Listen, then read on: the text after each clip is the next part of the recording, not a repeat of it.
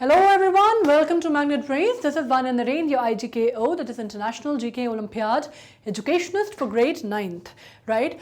आज जो हम टॉपिक करने वाले हैं वो हम टॉपिक करने वाले हैं बहुत जैसे मैंने आपको कहा था कि करंट अफेयर्स की जब हम बात करते हैं तो करंट अफेयर्स और जीके को आप अलग नहीं कर सकते, right? General knowledge and current affairs goes hand in hand. Current affairs जो है वो जीके का एक हिस्सा है और आप कह सकते हैं कि सबसे इंपॉर्टेंट हिस्सा है, राइट? उसको आप इस तरह से भी कह सकते हैं that it is the backbone of the GK, क्योंकि आज जो करंट अफेयर्स हम पढ़ते हैं वो कंपाइल होते होते होते होते होते होते कल के स्टैटिक जीके का हिस्सा बन जाता है. As simple as that, right? तो आज जो हम पढ़ने वाले हैं, हम करंट अफेयर्स की सीरीज तो हमारी चली रही है जिसमें हम वीक इन ब्रीफ करते हैं, पर वो वीक इन ब्रीफ में अब हम क्या करेंगे, अब हम जनवरी स्टेट वाइज हम लेंगे, सॉरी मंथ वाइज हम लेंगे और मंथ वाइज हम क्या करेंगे, हम स्निपेट्स पे वर्क करेंगे. स्निपेट्स क्या होती हैं? वो चीज़ें जिन्होंने न्यूज़ का हिस्सा बनाया लेकिन वो हेडलाइंस का हिस्सा भले ही नहीं थी, लेकिन वो काफ़ी मेजर हैपनिंग्स रही महीने भर में, है ना? तो इसमें हम करेंगे. फिलहाल अभी हम जो कर रहे हैं वो हम जनवरी फरवरी इसी साल का कर रहे हैं, 2022 से स्टार्ट कर रहे हैं. हम पुराना सीरीज़ भी करने वाले हैं, हम रिकैप सीरीज़ भी करेंगे जिसमें हम पिछले एक साल की 2021 का भी जो है वो रिकैप सीरीज़ करेंगे. जनवरी फरवरी इस तरह से हम स्टार्ट करेंगे, ठीक है? अभी फ़िलहाल ये बहुत ही रिसेंट सा है, आपको मालूम है फरवरी का महीना अभी तक चल रहा है, इसलिए पूरा कवर नहीं है. आज तक का हम मान के चलते हैं, तकरीबन हम इसको मानेंगे कि 15 फरवरी तक की हम डेट्स को कवर करेंगे, ठीक है? मैग्नेट ब्रेन्स में जैसे कि आपको मालूम है कि हम हर तरह की एग्जामिनेशन की, हर तरह की चीज़ की पढ़ाई करते हैं, हर तरह के टॉपिक पे, हर तरह की जिसको कहते हैं ना सब्जेक्ट पे डिस्कशन होता है, पढ़ाई होती है. आप KG1 से लेके 12th तक स्पेशलाइज्ड एग्जामिनेशन, ओलंपियाड, नीट और इस तरह के NTSC सारे एग्जामिनेशन की तैयारी की जाती है और बिल्कुल फ्री ऑफ कॉस्ट की जाती है ना? 2 या 3 चैप्टर या 2 या 3 वीडियो के बाद हम आपसे ये नहीं कहते कि आपको हमारा सब्सक्रिप्शन लेना है या आपको कोई पैकेज परचेज करना है, कुछ नहीं करना है. 100% फ्री एजुकेशन है, बहुत अच्छे उस पर आपको मिलेगी, बहुत क्वालिटी एजुकेशन आपको मिलेगी. ऐसा नहीं होगा कि आपको कहीं पर भी लगे कि यार ये अप टू द मार्क नहीं है, ऐसा बिल्कुल नहीं होगा, है ना? परफेक्ट क्वालिटी एजुकेशन जो है वो जाएगी और हमारा जो मोटिव है, जो हमारा मिशन है वो ये है कि हिंदुस्तान का हर घर में हर बच्चा जो है वो पढ़ सके और उसको एक्सेसिबिलिटी जिसको कहते हैं ना, राइट टू एजुकेशन, जो हमारी बेसिक राइट है, कम से कम वो मिल सके, ठीक है? तो इस तरह की आपको कोई प्रॉब्लम नहीं होगी. आपको सिर्फ ये करना है कि आपको साथ में पढ़ाई करनी है, दैट इज़ इट. ये आपका योगदान है बस, ठीक है? अब जैसे बात करते हैं हम जीके की. जीके में अभी जैसे मैंने कहा कि ये जो है हम बात करने वाले हैं स्निपेट्स की. स्निपेट्स के बाद हम आने वाले हैं काहे पे, हम बाकी फिर हम रिकैप सीरीज़ करेंगे, हम नोट्स की सीरीज़ करेंगे. कंसेप्ट जो है वो तो हमारा चल ही रहा है अपनी जगह पे, राइट? लाइफ स्किल एक बहुत इंपॉर्टेंट है जिस पे बाकी जो स्टूडेंट्स हैं उनके काफ़ी सारा डिमांड आता है लाइफ स्किल सेशंस का, हम उस पर करेंगे. उस पर भी हमने किया हुआ है, अगर आप देखेंगे तो आपको वीडियोज़ मिलेंगे, राइट? उसके बाद हम बात करते हैं स्टैटिक जीके के टॉपिक्स की, तो हम इस तरह से धीरे धीरे उसको वर्क करते रहेंगे. IGK का एग्जामिनेशन क्योंकि इंटरनेशनल स्टैंडर्ड का एग्जामिनेशन होता है तो उसमें सब कुछ कवर किया जाता है, तो हम हर तरह की न्यूज़ और हर तरह का जो एस्पेक्ट है वो कवर करने की कोशिश यहाँ कर रहे हैं. तो आज अपन शुरुआत करने वाले हैं जैसे मैंने कहा स्निपेट्स से, और ये करंट अफेयर्स स्निपेट्स हैं और ये कौन से महीने के हैं? ये जनवरी से फरवरी 2022 के हैं. बहुत ही रिसेंट करंट अफेयर्स हमने लिया है और ये ऑब्वियसली फरवरी का महीना अभी चल रहा है, तो जैसे मैंने कहा कि पूरा फरवरी नहीं होगा, जो अभी तक हमने फरवरी में जितना कवर किया है उतना होगा, ठीक है? तो अब अपन करते हैं स्टार्ट और अपन पढ़ते हैं स्निपेट्स की ओर. अब पहला जो न्यूज़ यहाँ पे हमने ली है वो आया है, क्या आया है? करप्शन के ऊपर. करप्शन जो कि हम सब की लाइफ को बहुत इफ़ेक्ट करता है. हमें मालूम है कि घूसखोरी इतनी ज़्यादा है कि हिंदुस्तान में जब हम कहते हैं राजीव गांधी जब प्रधानमंत्री थे उन्होंने कहा कि भाई 30% जो है वो पॉपुलेशन में चला जाता है पैसा, मतलब 1 रुपये अगर सरकार देती है तो जब तक वो स्तर पे पहुंचता है, नीचे स्तर पे जाते जाते जाते जाते तक तो हार्डली 30 पैसा या 25 पैसा ही बचता है ना? तो ये बहुत बड़ी प्रॉब्लम है.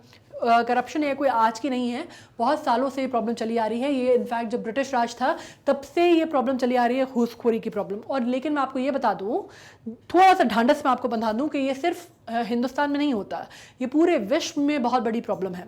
ये एक दीमक है जिसने पूरे विश्व की इकोनॉमी को, पूरे विश्व की जो वर्किंग है, जो पॉलिटिक्स है, उसको चाटा हुआ है. सब जगह पर है, हर स्तर पे है, सब जगह पर है. हमारे यहाँ जैसे बोलते हैं ना, ग्रास रूट से लेके ऊपर तक सब जगह करप्शन फैला हुआ है, तो इसी तरह विश्व की हर जगह पे वो है. तो इसमें बेसिकली ये रिपोर्ट जो है ये आई है, ये किसने दी है? ट्रांसपेरेंसी इंटरनेशनल ने ये रिपोर्ट दी है. ट्रांसपेरेंसी इंटरनेशनल की जो रिपोर्ट आई है उसमें उन्होंने बोला है कि भाई जो वर्ल्ड की जो कंट्रीज़ हैं है ना। जो देश हैं सारे देशों को उन्होंने इस पे वर्क किया है, पता किया है कि भाई कौन सी कंट्री जो है वो कितनी करप्ट है, क्या लेवल है उसका करप्शन का, उसके बेसिस पे उन्होंने एक रिपोर्ट अपनी दी है। और उस पर उन्होंने कहा है, ये देखिए ये जो रिपोर्ट है आप यहाँ पे देख सकते हैं, स्कोर वाइज दिया है उनने और रैंकिंग वाइज दी है। तो इसमें आप कह सकते हैं कि जो करप्शन परसेप्शन इंडेक्स है उसको किया गया है 0 जो कि हाईली करप्ट है, और 100 जो कि बहुत क्लीन है, ठीक है। तो इसमें आप कह सकते हैं कि जो 87 जो स्कोर है वो सबसे हायर दिया गया है डेनमार्क को, हाईएस्ट जो गया है वो डेनमार्क को गया है, ठीक है। हाईएस्ट मतलब 100 तो कहीं पे भी नहीं है, 87 जो है वो हाईएस्ट गया है, और उस पर उसकी जो रैंकिंग है वो 1 आई है 2019 में। 2018 में ये 0 पे था, और उसी तरह से वो अभी भी आया है। अब ये जो हम अपनी बात करते हैं तो इंडिया का जो नंबर है इस पे ये आया है 85th आया है 180 कंट्रीज में से, ठीक है। और इसमें कहा गया है कि जो स्कोर है हमारा 40 है, मान रहे हैं आप, तो 100 में से हमको 40 स्कोर मिला है, तो मतलब हम एवरेज से भी आधे से भी नीचे हैं, ठीक है। और 86 था पिछले साल, तो एक ही रंग हम थोड़ा सा ऊपर बढ़े हैं, बाकी हम में कोई भी चेंजेस, कोई भी बदलाव, कोई बहुत ज़्यादा ऐसे कोई जिसको बोलते हैं ना, जब ये सरकार आई थी तो उन्होंने कहा था कि भ्रष्टाचार को रोकेंगे, भ्रष्टाचार को रोकेंगे, तो ऐसे कोई झंडे नहीं गाड़े हैं, ठीक है। अभी भी वही हाल था, पहले पिछले साल 86 पे थे, इस साल 85 पे आ गए हैं, दैट इज़ इट, ठीक है। अब इसमें ये भी कहा गया है, रिपोर्ट ने जो स्टडी किया उसमें उन्होंने वो ये भी बोला कि भाई इंडिया का जो स्कोर है वो वैसा का वैसे ही बना हुआ है, बिल्कुल यथास्थिति है पिछले 10 सालों में। तो आप ये बिल्कुल नहीं कह सकते कि ये सरकार जो है वो करप्शन को कम करने का काम कर रही है, वो कुछ भी नहीं कर रही है ना। स्विस बैंक से पैसा आने वाला था वो भी नहीं आया है, कुछ नहीं हुआ है, बिल्कुल वैसी की वैसी स्थिति है, हालत उतनी ही बस से बदतर होती जा रही है। बस ये है कि नए नए जो हैं वो नए नए मिशंस आते जा रहे हैं, नए नए प्रोग्राम्स आते जा रहे हैं, और जितने ज़्यादा प्रोग्राम्स आते जा रहे हैं उतना ही लोगों के लिए रास्ते खुल रहे हैं भ्रष्टाचार करने के, ठीक है। अब इनके मैकेनिज्म जो है ये हम कह सकते हैं कि करप्शन का कुछ mechanism that could help in rain in the corruption of weakening. ये तो कहने वाली बात है हालांकि, लेकिन ऐसे जहाँ पे आप देखें अगर जिसको बोलते हैं ना एकदम आप ज़मीनी हकीकत ये है कि कोई बहुत ज़्यादा करप्शन में किसी भी तरह का रोकथाम नहीं हो पा रही है। आप अलग अलग प्रोग्राम ज़रूर बना रहे हैं, लेकिन उसका कोई जिसको बोलते हैं ना एंड रिज़ल्ट कोई मतलब नहीं है, हासिल मतलब जो है वो शून्य है, ठीक है। अब इसमें जो स्केल इन्होंने यूज़ किया है मैंने आपको बता ही दिया कि 0 जो है ये हाईली करप्ट है, और 100 जो है वेरी क्लीन है। तो हम जो है 40 पे आते हैं, जो कि आप कह सकते हैं कि बिलो मतलब जो आधा है, मतलब बिलो एवरेज हमने वर्क किया है इसमें, ठीक है। अब हम आ जाते हैं कम्पीट्स एक्ट पे। कम्पीट्स एक्ट की हम बात कर रहे हैं, तो ये बात करने वाले हैं, हम पहुंच गए हैं अमेरिका में, यूनाइटेड स्टेट्स ऑफ अमेरिका की बात कर रहे हैं। कम्पीट्स एक्ट जो है बेसिकली ये दिया जा रहा है, जो कि एक तरह की आप बोल सकते हैं कि अपॉर्चुनिटी दी जा रही है, जिसमें आप बोल सकते हैं कि फंक्शनिंग की या मैन्युफैक्चरिंग के यूनिट में एक तरह की ओपनिंग दी जा रही है, क्रिएटिंग अपॉर्चुनिटीज़ की बात हो रही है, और उसी का ये एब्रीविएशन है, ठीक है। इसमें United States of America unveiled अमेरिका's creating opportunities for manufacturing preeminence in technology and economic strength act। इसका नाम है कम्पीट, इसको बोला जाता है कम्पीट। और ये कम्पीट एक्ट जो है 2022 में ये लाया गया है, और हाउस ऑफ रिप्रेजेंटेटिव्स ने वहाँ पे इसको पारित कर दिया है, ठीक है। वहाँ पे 2 होते हैं, house of Commons and house of representatives, तो हाउस ऑफ रिप्रेजेंटेटिव्स ने इसको पारित कर दिया गया है। अब इसको कहा जाता है कि ये प्रपोज क्या करता है, ये प्रपोज करता है प्रोसीजर्स का फॉरेन नेशनल्स का, कि फॉरेन नेशनल्स जो हैं जिनके पास ownership interest in the startup entity to self petition for the classification as a W1 non immigrants. तो इसके बारे में ये कहा जा रहा है कि उन्होंने एक अपॉर्चुनिटी जो है, एक जो डोरवे है अपॉर्चुनिटी का, वो खोला है मैन्युफैक्चरिंग इंडस्ट्री में।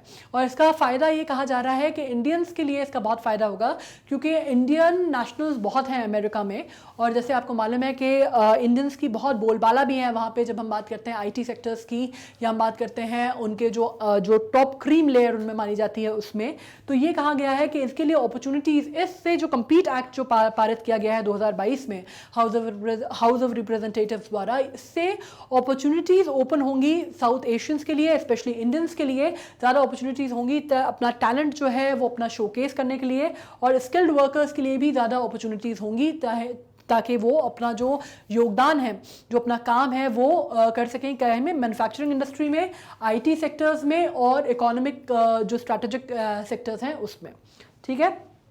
तो ये हमारे बेसिस पे काफ़ी अच्छा माना जा रहा है। अब आ गए हैं अपन बात करने पे काहे के बारे में, एयर इंडिया के बारे में, ठीक है।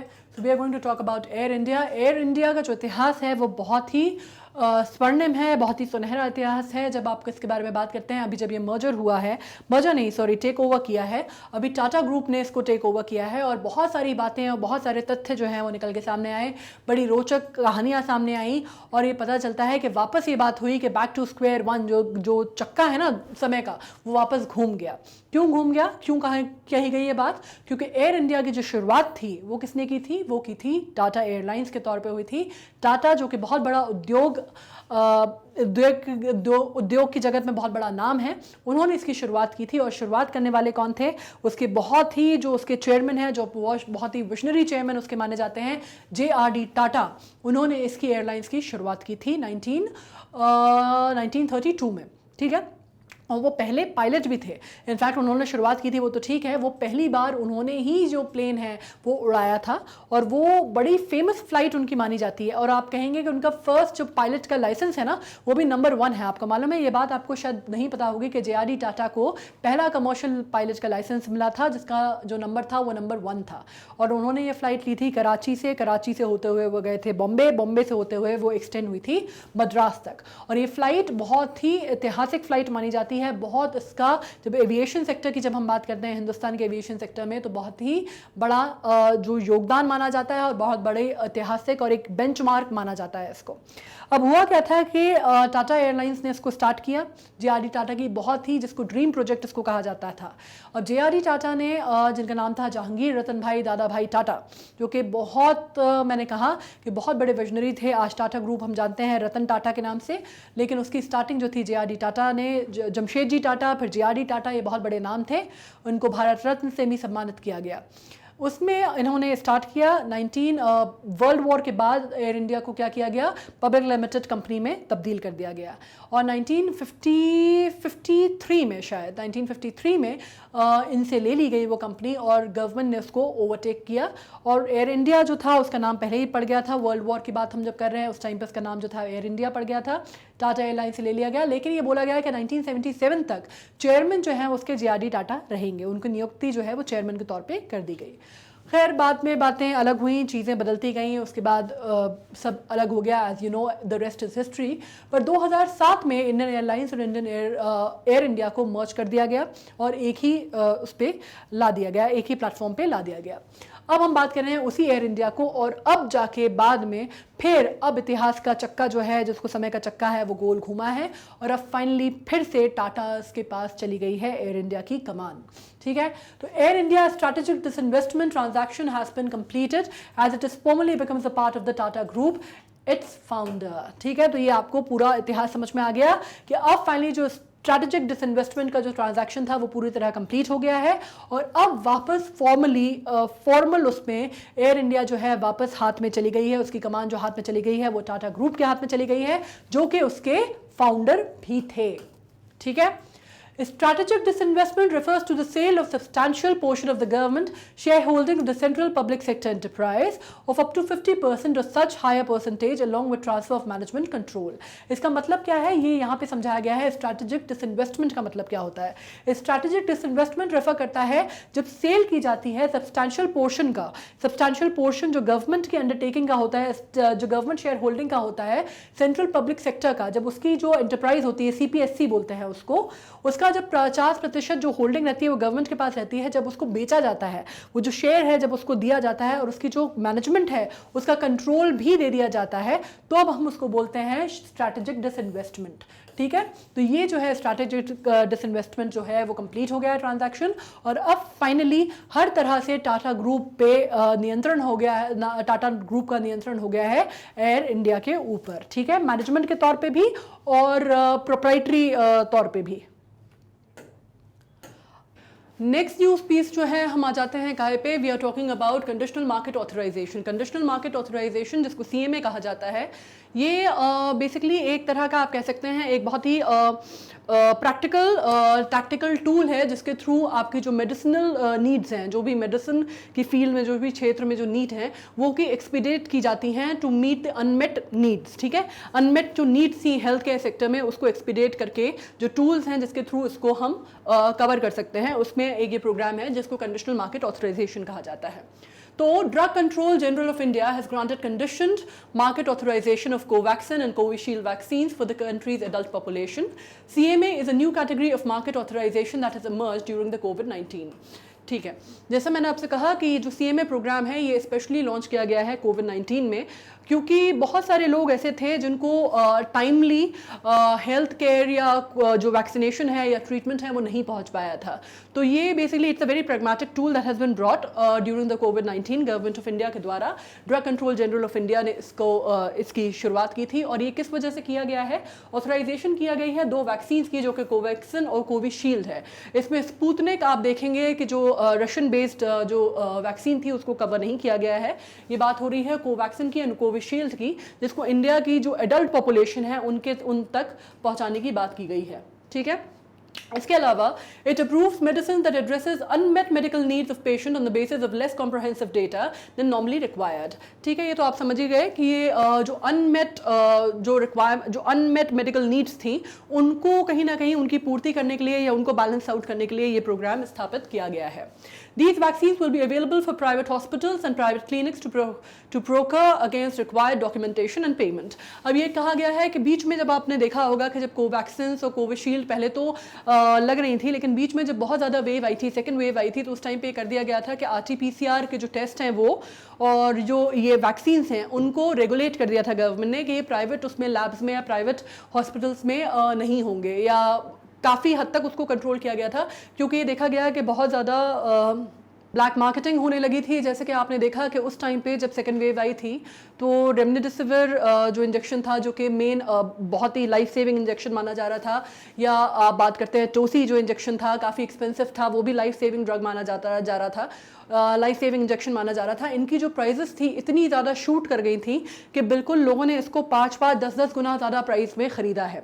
हाँ ना, एक रेमडेसिविर का जो इंजेक्शन था वो उसकी प्राइसिंग पहुंच गई थी 40-40, 50-50 हज़ार तक, और लोगों ने उसको ब्लैक मार्केटिंग में ख़रीदा है, क्योंकि इतनी ज़्यादा प्रॉब्लम आ गई थी, लोगों की जो जान पे बनाई थी, और अपने लोगों को बचाने के लिए लोगों ने इतना किया है। ऐसे ही जो टोसीमिलब जो इंजेक्शन था उसकी जो आप बात करते हैं तो उसकी प्राइसिंग पहुंच गई थी तकरीबन 2.5, 3, 4 लाख तक लोगों ने उसको पे करके एक इंजेक्शन खरीदा है। इसकी बात छोड़िए, अगर आप गैस ऑक्सीजन सिलेंडर की बात करते हैं वो ब्लैक मार्केटिंग बहुत ज़्यादा हो रही थी। आप विटामिन सी की या आप एरिथ्रोमाइसिन जैसी मेडिसिन की भी बात करते हैं तो उनकी भी ब्लैक मार्केटिंग इतनी ज़्यादा हो रही थी कि बहुत ज़्यादा मुश्किल हो गया था गवर्नमेंट के लिए उसको कंट्रोल करना। इसी तरह RT-PCR की जो रिपोर्ट्स थी वो फेक होने लग गई थी, वैक्सीनेशन की जो रिकॉर्ड्स थे वो फेक होने लग गए थे, तो गवर्नमेंट ने बहुत ज़्यादा प्रतिबंध लगा दिया था। और इनफैक्ट रेमडेसिविर वगैरह की जो कोविड से रिलेटेड जो मेडिकेशन है या इंजेक्शंस हैं उनकी ब्लैक मार्केटिंग पे बिल्कुल NSA के थ्रू लागू हो रहा था। अगर ब्लैक मार्केटिंग करते कोई पकड़ाया था तो NSA के थ्रू उसको जब्त किया जा रहा था और NSA के थ्रू उनको डिटेन किया जा रहा था। NSA आपको मालूम है नेशनल सिक्योरिटी एक्ट होता है, जिसकी कोई सुनवाई, जिसको आप कहते हैं ना कि बहुत ही बड़ा जो नेशनल सिक्योरिटी थ्रेट के लिए माना जाता है, और इतने बड़े उस पर गवर्नमेंट ने उसको कंट्रोल करने की कोशिश की थी। तो उसके बाद अब जो आया है, अब कंडीशनल मार्केट ऑथराइजेशन के अंडर उन्होंने क्या किया है कि अब थोड़ा सा उन्होंने उसको रिलैक्स किया है, क्योंकि हालात थोड़े सुधर गए हैं। तो अब उन्होंने रिलैक्स किया है कि भाई प्राइवेट क्लिनिक्स में और प्राइवेट हॉस्पिटल्स में भी जो वैक्सीनेशंस हैं वो सब मिल सकते हैं, और उनको आप जो वैक्सीन्स हैं आप लगवा सकते हैं, जा सकते हैं, और उनका जो भी आपकी एक प्राइसिंग है, जो भी फिक्स प्राइसिंग है, आप वो पे कर सकते हैं, और डॉक्यूमेंटेशन आपको दिखाना पड़ेगा। ठीक है, तो ये एक गवर्नमेंट का नया एक वो आया है वैक्सीनेशंस को लेकर। अब अपन बात करते हैं डिसेंट्रलाइज्ड एप्लीकेशंस की, जिसको बोला गया है DApps। ठीक है, DApps बेसिकली क्या है? DApps a program that allow people to interact with one another without the need of third parties. अब इसमें क्या हो गया था, जैसे कि जिसमें हम बोलते हैं बिचौलियों का जो काम होता है ना, बिजनेस सेक्टर्स में जब हम बात करते हैं तो बीच में जो कमीशन खाने वाले होते हैं या कमीशन लेने वाले होते हैं, जो ब्रोकर्स होते हैं, बिचौलिए होते हैं, उनका जो नेटवर्क है, उनका जो जिसको बोलते हैं ना, उनका एक नेक्सस है, उसको ब्रेक करने की कोशिश की गई है। ठीक है, इसमें कहा गया है जैसे कि अगर आप रियल एस्टेट में बात करते हैं तो रियल एस्टेट में आपको मालूम है कि अगर कोई डील होती है, कोई परचेज डील होती है, है। तो जैसे रियल एस्टेट की कोई डील कराई तो उसमें ब्रोकर के थ्रू कराई जाती है। तो उसमें क्या होता है कि आपने जैसे मैंने आपसे कोई प्रॉपर्टी खरीदी तो मुझे उस प्रॉपर्टी का 2% जो है वो मुझे ब्रोकर को देना पड़ेगा। फॉर इंस्टेंस 2% मुझे वो ब्रोकर को देना पड़ेगा और आपको आपकी प्रॉपर्टी बिकी तो आपको भी 2% जो है वो ब्रोकर को देना पड़ेगा। तो 4% मोटा मोटा जो है वो ब्रोकर का हिस्सा हो जाता है। तो ये डी एप्स के अंतर्गत क्या किया गया है डिसेंट्रलाइजेशन ऐप के थ्रू कि अब सीधे ये जो नेटवर्क है, जो नेक्सस है, इसको ब्रेक करने की कोशिश की गई है। हम बात यहाँ पे कर रहे हैं रियल एस्टेट की, पर ये और भी चीज़ों में एप्लीकेबल है। ठीक है, अब इसमें किया जा रहा है, क्या किया जा रहा है, transfer moves to D apps, it will only involve the seller and the buyer. अब बिजनेस में जब हम बात करते हैं तो दो तरह के बिजनेस होते हैं, एक होता है B2B मॉडल होता है, ठीक है, और एक होता है B2C मॉडल। B2B मॉडल होता है मतलब बिजनेस टू बिजनेस, और एक होता है बिजनेस टू कंज्यूमर। तो ये जो है ये बिजनेस टू कंज्यूमर को हेल्प करने वाला है। ठीक है, कि जो आदमी चीज़ बेच रहा है वो सीधे डील करेगा उस आदमी से जो कि चीज़ खरीद रहा है। ठीक है, तो ये इसका जो बीच में जो ब्रोकर का नेक्सस है उसको ब्रेक करने की कोशिश की जा रही है, obviating the need for the middleman and their commission. Got it? कि मिडलमैन या बिचौलिए या ब्रोकर जो है या उनका कमीशन जो है वो बीच में से हटा दिया जाए। और ये सभी चीज़ों में बहुत हेल्पफुल है, क्योंकि यहाँ तक कि अभी तो हम रियल एस्टेट की बात कर रहे हैं, लेकिन अगर सब्जियाँ भी जाती हैं ना सब्जी मंडी में बेचने, अगर फार्मर्स भी जाते हैं सब्जी मंडी में सब्जी बेचने, तो भी एक बीच में एक ब्रोकर होता है, बिचौलिया होता है, जो कि उसमें से कमीशन लेता है। तो आप सोचिए कि कितना नुकसान होता है कि उसने फार्मर से 2 रुपये की कोई चीज़ खरीदी और आगे उसने जो है वो 10 रुपये में बेची, तो 8 रुपये का जो उसका है वो उसका सीधा सीधा कमीशन हो जाता है। इतना बड़ा इसका नेक्सस है, तो उसको ब्रेक करना बहुत ज़रूरी है और उसी की कोशिश की गई है इस प्रोग्राम के तहत। अब अपन आ जाते हैं एक न्यूज़ पे जो कि बात हो रही है जेम्स वेब की, जेम्स वेब स्पेस टेलीस्कोप की। ये हम बात करने वाले हैं, ये दुनिया का सबसे एडवांस टेलीस्कोप माना जा रहा है। ठीक है, और कहा जा रहा है कि सक्सेसफुली पार्क कर दिया गया है ऑर्बिट में at the second Lagrange point पे, जो कि L2 है। अब लैग्रेंज पॉइंट क्या होता है? लैग्रेंज पॉइंट वो पॉइंट होता है जिसमें 5 पॉइंट हैं स्पेस ऑर्बिट में, जहाँ पे 5 पॉइंट हैं। लैग्रेंज पॉइंट 2 जो है is one of the 5 points जहाँ पे ग्रेविटी जो होती है सन और अर्थ की, ठीक है, सन अर्थ और मून की, ये जो ग्रेविटी होती है सिस्टम की वो बैलेंस करती है एक दूसरे को। तो ऐसे ही पॉइंट पे 5 पॉइंट ऐसे देखे गए हैं ऑर्बिट स्पेस में, जहाँ पे ऑर्बिट्स को स्टेशन किया जाता है। तो उसमें से एक पॉइंट पे लैग्रेंज पॉइंट 2 पे इसको स्टेशन किया गया है। ठीक है, अब इस टेलीस्कोप की अगर हम बात करते हैं तो इस टेलीस्कोप की जब हम बात करते हैं तो ये सामने आता है कि ये जो है it is an orbiting infrared observatory, it will complement discoveries of Hubble space telescope. Hubble space telescope अगर आपने सुना हो नासा का, तो बहुत नाम हुआ था जब इसको लॉन्च किया गया था, तो काफ़ी इसका बहुत इसके बारे में बहुत सारी चीज़ें लिखी गई थी, बहुत कुछ बोला गया था। ये इससे भी एडवांस है, मतलब आज की डेट में अगर हम बात करते हैं तो सबसे एडवांस अगर कोई ऑर्बिट है, ऑर्बिट टेलीस्कोप है ऑर्बिट में, तो this is James Webb space telescope. ठीक है, with the longer wavelength coverage and improved sensitivity. तो जब हमने हबल स्पेस की बात की थी ना, तो अपने आप में उसके बारे में भी बहुत सारी बातें की गई थी कि बड़ी सेंसिटिव उसकी जो सेंसिटिविटी है उसकी चीज़ों को ऑब्जर्व करने चीज़ों को ऑब्जर्व करने की वो बहुत ज़्यादा है, और उसकी जो लेंथ है वो काफ़ी ज़्यादा है। लेकिन इसकी जो है ये उससे कहीं ज़्यादा है, इसकी उससे ज़्यादा लॉन्गर वेवलेंथ भी है और इसकी सेंसिटिविटी भी उससे कहीं ज़्यादा इम्प्रूव्ड है। इस वजह से ये बहुत बड़ा उपलब्धि आप एक तरह से कह सकते हैं जब हम बात करते हैं एस्ट्रोनॉमी की। अब हम बात करने वाले हैं जीवन रक्षक पदक के बारे में।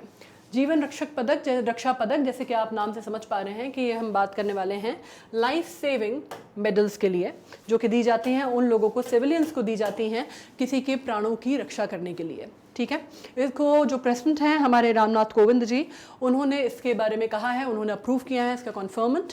और जीवन रक्षा पदक जो है सीरीज़ ऑफ 2021 में उन्होंने इसको स्टार्ट किया है, जो उन्होंने कॉन्फर किया है। शुरुआत तो इसकी बहुत पहले से हो गई थी, लेकिन अभी इसको इसके अंतर्गत 3 जो है सब कैटेगरीज बनाई गई हैं। ठीक है, ये अवार्ड जो है उन लोगों को दिए जाते हैं, सिविलियंस को देने वाले हाईएस्ट अवार्ड्स आप कह सकते हैं, और दिए जाते हैं उन लोगों को जो कि अपने जीवन की, अपने प्राणों की बलि देके, अपने प्राणों की ना सोचते हुए ताक पे रख के अपने प्राणों को, दूसरों के प्राणों की रक्षा करते हैं। जैसे इसमें आप कह सकते हैं कि कोई डूबते हुए को कोई बचाता है, या कोई फायर से बचाता है, या किसी भी तरह से किसी दूसरे की जान को बचाने वाले प्राणी को ये दिए जाते हैं। और ब्रेवरी पुरस्कार भी इसको आप कह सकते हैं।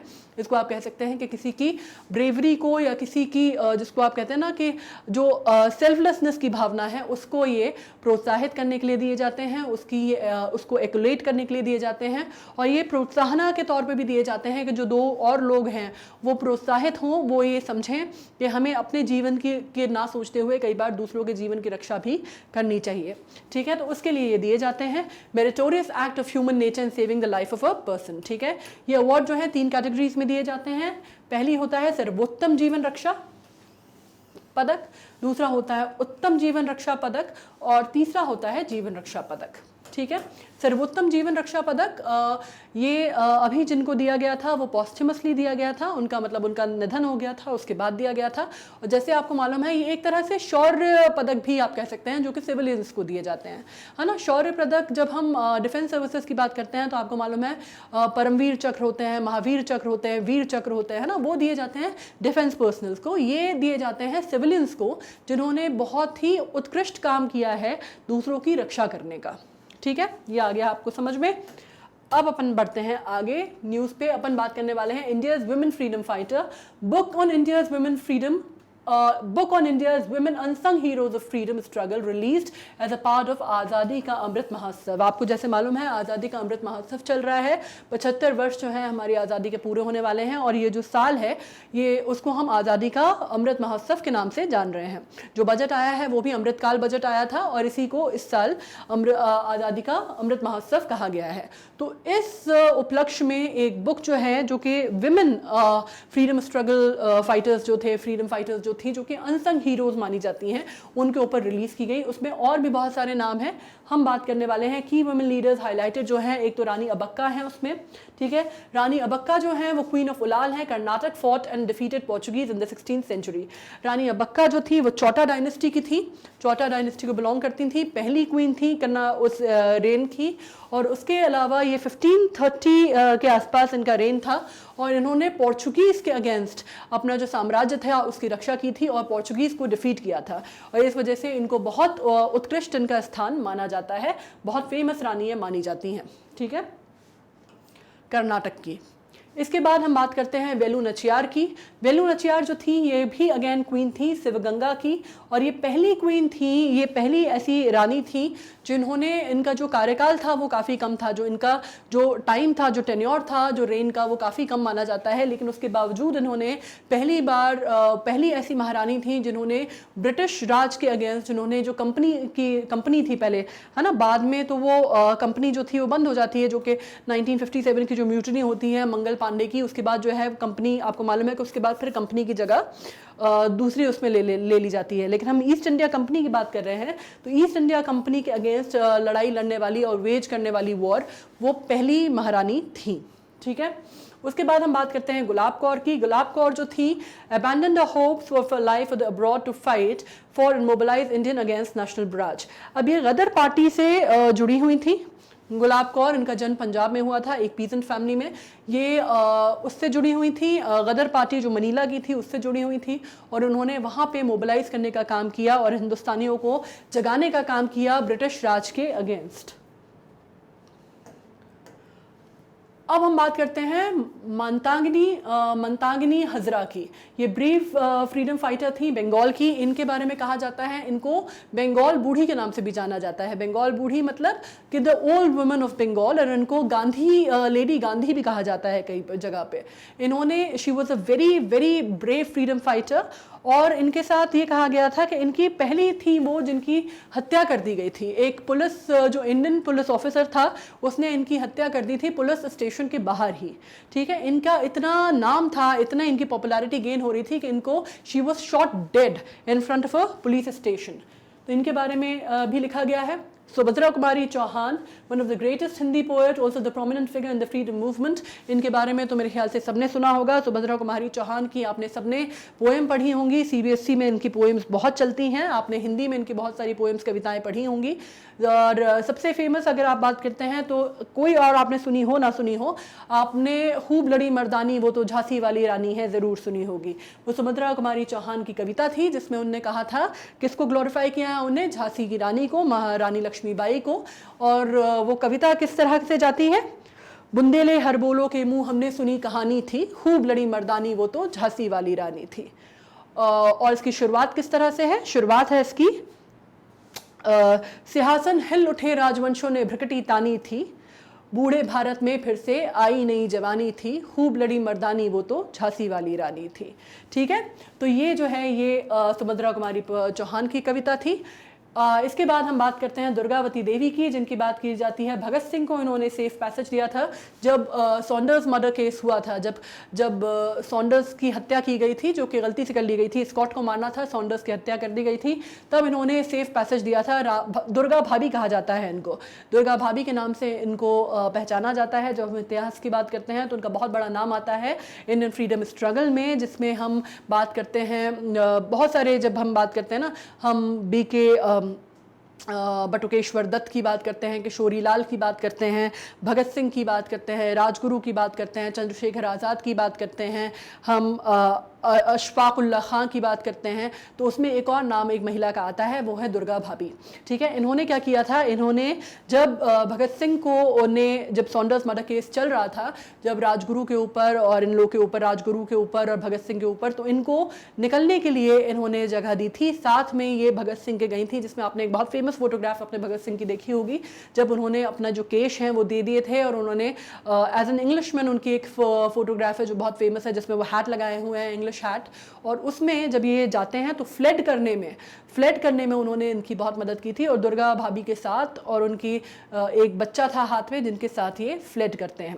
ठीक है, तो दुर्गा भाभी जानी जाती हैं, भगत सिंह की सहयोगी मानी जाती हैं बहुत बड़ी, और मानी जाती हैं कि दुर्गा देवी जो थी, उन्होंने वजह से, दुर्गावती जो थी, उनकी वजह से भगत सिंह को उस समय पर निकलने का मौका मिला था। इनके बारे में और भी बहुत सारी हैं जिनके बारे में इसमें लिखा गया है, जिनके बारे में बहुत लोगों को जानकारी नहीं है। उन फ्रीडम फाइटर्स जो हीरोज़ थे, जो अनसंग हीरोज़ थे उस टाइम के, उनके बारे में लिखा गया है। अब हम बात करते हैं नॉर्डिक क्लिंकर बोट्स के बारे में। Nordic clinker boats, UNESCO has added Nordic clinker boats to list of intangible cultural heritage of humanity. Clinker boats को यूनेस्को ने, जो आप जानते हैं कि बात हो रही है एजुकेशन और कल्चरल की, जब हम बात करते हैं यूनेस्को की, we know that we are talking about education and cultural organisation, right. तो उन्होंने नॉर्डिक क्लिंकर बोट्स को ऐड किया है intangible cultural heritage of humanity के अंतर्गत, और उन्होंने कहा है Denmark, Finland, Iceland, Norway and Sweden jointly sought the UNESCO designation about clinker boats. Nordic clinker boats are small open wooden boats. For almost 2 millennia, the people of the Nordic region have been building clinker boats using the basic techniques, that is using the thin planks which are fastened together with metal rivets, tree nails and ropes. अब ये बहुत ही actually primitive होती हैं, बहुत ही जो जिसको कहते हैं ना बेसिक तरीके से बनाई हुई इंडिजिनस बोट्स होती हैं, क्लिंकर बोट्स। और ये कुछ प्रांतों में, जब हम बात करते हैं यूरोपियन प्रांतों में, तो वहाँ पे ये बनाई जाती हैं, काफ़ी सदियों से, काफ़ी सेंचुरीज से बनाई जाती हैं ये। ठीक है, तो इसमें खासकर जब हम बात करते हैं तो इसमें जो उस जगह के जो यूरोपियन कंट्रीज़ हैं, जो कि ऊपर की तरफ की यूरोपियन कंट्रीज़ हैं, नॉर्दर्न यूरोपियन कंट्रीज़ हैं, जिसमें आप फिनलैंड आ जाएगा, आइसलैंड, नॉर्वे, स्वीडन, डेनमार्क, इन्होंने यूनेस्को में ये सॉट किया था for the designation. And now the clinker boats के बारे में फाइनली यूनेस्को ने इसको जो है वो शामिल कर लिया है। ठीक है, अब जब हम क्लिंकर बोट्स की बात करते हैं, ये क्या होती हैं, ये ओपन बोट्स होती हैं, वाइड ओपन बोट्स होती हैं, स्मॉल होती हैं, साइज में बहुत बड़ी नहीं होती हैं, और ये इस तरह की दिखती हैं। यहाँ पे आप जैसे देख रहे हैं, इस तरह की ये बोट्स दिखती हैं। इनका जो शेप होता है वो बिल्कुल इस तरह का होता है, आपको नॉर्डिक पीरियड की याद दिला देगा। ठीक है, और ये अभी भी प्रिमिटिवली वहाँ पे यूज़ होती हैं। इनको जो बेसिक टेक्निक्स होती है उससे बनाया जाता है, बहुत थिन प्लैंक होते हैं, उनको जोड़ के बनाया जाता है, बहुत प्रिमिटिव टेक्निक्स से बनाया जाता है, कोई बहुत हाई सोफिस्टिकेटेड मैकेनिज्म यूज़ नहीं किया जाता इनको बनाने में। इनको अगर आप फास्टनिंग की बात करते हैं, इनको जो बांधने की या इनको जोड़ने की बात करते हैं, तो आप यहाँ पे अगर आपको दिखाई दे रहा हो तो आप देख सकते हैं कि बहुत छोटे से रिवेट्स के थ्रू इनको बांधा जाता है, या ट्री नेल्स के थ्रू बांधा जाता है, या रोप के थ्रू। मतलब जितना ये प्रिमिटिव पहले जिस तरह के नॉर्मैटिक टाइम पे चलती थी, बिल्कुल वैसे ही अभी भी हैं, और इस वजह से इनको आप एक हेरिटेज का दर्जा दिया जाना चाहिए, ये उनका कहना था। और फाइनली यूनेस्को ने उनको कल्चरल हेरिटेज का ऑफ ह्यूमैनिटी का दर्जा दे दिया है। अब अपन आते हैं नेक्स्ट न्यूज़ पे। We are talking about reverse repo normalisation. Reverse repo normalisation is the interest rate that RBI pays to the commercial bank when they park the excess liquidity with the RBI. Normalization means the reverse repo rate can be raised in 1 or 2 stages. It is aimed to curbing inflation. It will be incentivize commercial bank to park excess funds with RBI, thus sucking some liquidity out of the system. अब basically क्या होता है जब हम बात करते हैं RBI की, जब हम बात करते हैं रिजर्व बैंक ऑफ इंडिया की और जो कमर्शियल बैंक्स की, राइट, तो ये जो काम होता है इसमें रिवर्स रेपो क्या होता है, ये बेसिकली एक इंटरेस्ट होता है जो कि RBI रिवर्स जो रिजर्व बैंक ऑफ इंडिया है हमारा, वो पे करता है कमर्शियल बैंक्स को, जो भी कमर्शियल बैंक्स हैं उनको पे करता है। अगर वो कमर्शियल बैंक्स जो भी हैं, जैसे आप कह लीजिए, चाहे आप SBI कह लीजिए, बैंक ऑफ इंडिया कह लीजिए, कोई भी आप कमर्शियल बैंक कह लीजिए, राइट, उनको करता है जब वो अपना जो एक्सेस, उनका जो भी लिक्विडिटी है, जो भी एक्सेस लिक्विडिटी है, एक्सेस जो लिक्विडिटी मतलब जो कैश फ्लो है, एक्सेस लिक्विडिटी को वो RBI को पार्क करते हैं, राइट, पार्क करते हैं। अपना जो मनी है, एक्सेस लिक्विडिटी जब वो RBI के सिस्टम में जमा करते हैं, तब ये इंटरेस्ट जो है RBI देता है कमर्शियल बैंक्स को। अब ये क्यों किया जाता है? ये इसलिए किया जाता है क्योंकि इससे दो चीज़ें होती हैं। इसको एक तो कर्ब होगा इन्फ्लेशन, RBI के पास जितना ज़्यादा पैसा होगा, हमारा एक जो रेट है वो उतना स्टेबलाइज होगा, उतना इकोनॉमी जो है उतनी स्टेबलाइज मानी जाती है और उसको इन्फ्लेशन को कर्ब करने में भी मदद मिलती है, ठीक है। और दूसरा इसका फ़ायदा ये होता है कि इससे एक और चीज़ होती है, क्योंकि ये रेट ऑफ इंटरेस्ट जो होता है, इंसेंटिव जो होता है, कमर्शियल बैंक पार्क करता है एक्सेस फंड्स विद RBI, तो इससे क्या होता है, जो मार्केट में जो लिक्विडिटी होती है वो थोड़ी सी सिस्टम से बाहर आती है और उसको लिक्विडाइज करने में हेल्पफुल होता है। जब तक हमारे पास, जब हम कहते हैं ना लिक्विडिटी, जब तक कैश फ्लो नहीं होगा बेटर, तब तक इकोनॉमी जो है वो बहुत ही अच्छे से या बहुत ही स्मूथली रन नहीं करेगी। तो सिस्टम से लिक्विडिटी को सकआउट करना या लेना बहुत इंपॉर्टेंट काम है। तो दोनों चीज़ें इससे होती हैं। पहली बात तो बैंक्स को रेट ऑफ इंटरेस्ट अच्छा मिलता है, RBI पे करता है, और दूसरी बात तो पैसा जो है वो बिल्कुल कहीं ना कहीं बहुत सेफ रहता है और रेट ऑफ इंटरेस्ट अच्छा मिलता है, तो कमर्शियल बैंक्स के लिए भी हेल्पफुल है, RBI के लिए हेल्पफुल है, क्योंकि इन्फ्लेशन जो है उससे कहीं ना कहीं कंट्रोल होता है। और दूसरा सिस्टम से जो सिस्टम है, जो फ्लो है, जो पैसे का फ्लो है, इकोनॉमी में जो पैसे का फ्लो है, लिक्विडिटी का फ्लो है, उसको बैलेंस आउट किया जा सकता है, उससे लिक्विडिटी सक की जा सकती है, ठीक है। इसके बाद अपन बात करते हैं सोशल कॉमर्स की। Social commerce model is seeing a surge in the number of non traditional e-commerce companies across the country. Social commerce model is seeing a surge in the number of non traditional e-commerce companies across the country. Social commerce is a process of selling product directly on social media. तो अब क्या हो गया है, जैसे हमने जब startups की बात कर रहे हैं, राइट, तो पिछले कुछ सालों में और स्पेशली कोविड टाइम्स में हमारा ये हुआ है कि जो स्टार्टअप्स हैं या ई प्लेटफॉर्म्स जो हैं, है ना, सोशल मीडिया प्लेटफॉर्म्स हैं, ई प्लेटफॉर्म्स जो हैं, उनको बहुत ज़्यादा वेटेज मिलने लगा है, उनको बहुत ज़्यादा जगह मिलने लगी है। अब क्या हो गया है कि पहले जो होता था बहुत ही ट्रेडिशनल फॉर्म ऑफ बिजनेसेस चलते थे, बहुत ही ट्रेडिशनल फॉर्म्स ऑफ एंटरप्रेन्योरशिप भी चलती थी। अब ये हो गया है कि इसकी वजह से क्या हुआ है, सोशल कॉमर्स के थ्रू अब ये हो गया है कि भाई चीज़ें जो हैं आप डायरेक्टली ई प्लेटफॉर्म से या सोशल मीडिया के प्लेटफॉर्म से सेल कीजिए। जैसे आज की डेट में आपने देखा होगा कि कई ग्रुप्स जो हैं वो फेसबुक पे चलते हैं, कई ग्रुप इंस्टाग्राम्स पे चलते हैं, कई जो हैं बहुत ही न्यू वेबसाइट जो हैं those are cropping up, right, नए नए डोमेन रजिस्टर हो रहे हैं। तो उसकी बात हम कर रहे हैं कि जो ई कॉमर्स है, selling product directly on social media, इसके थ्रू हम बात कर रहे हैं। It essentially connects buyer and seller and reseller. People use social media channels to aggregate demands.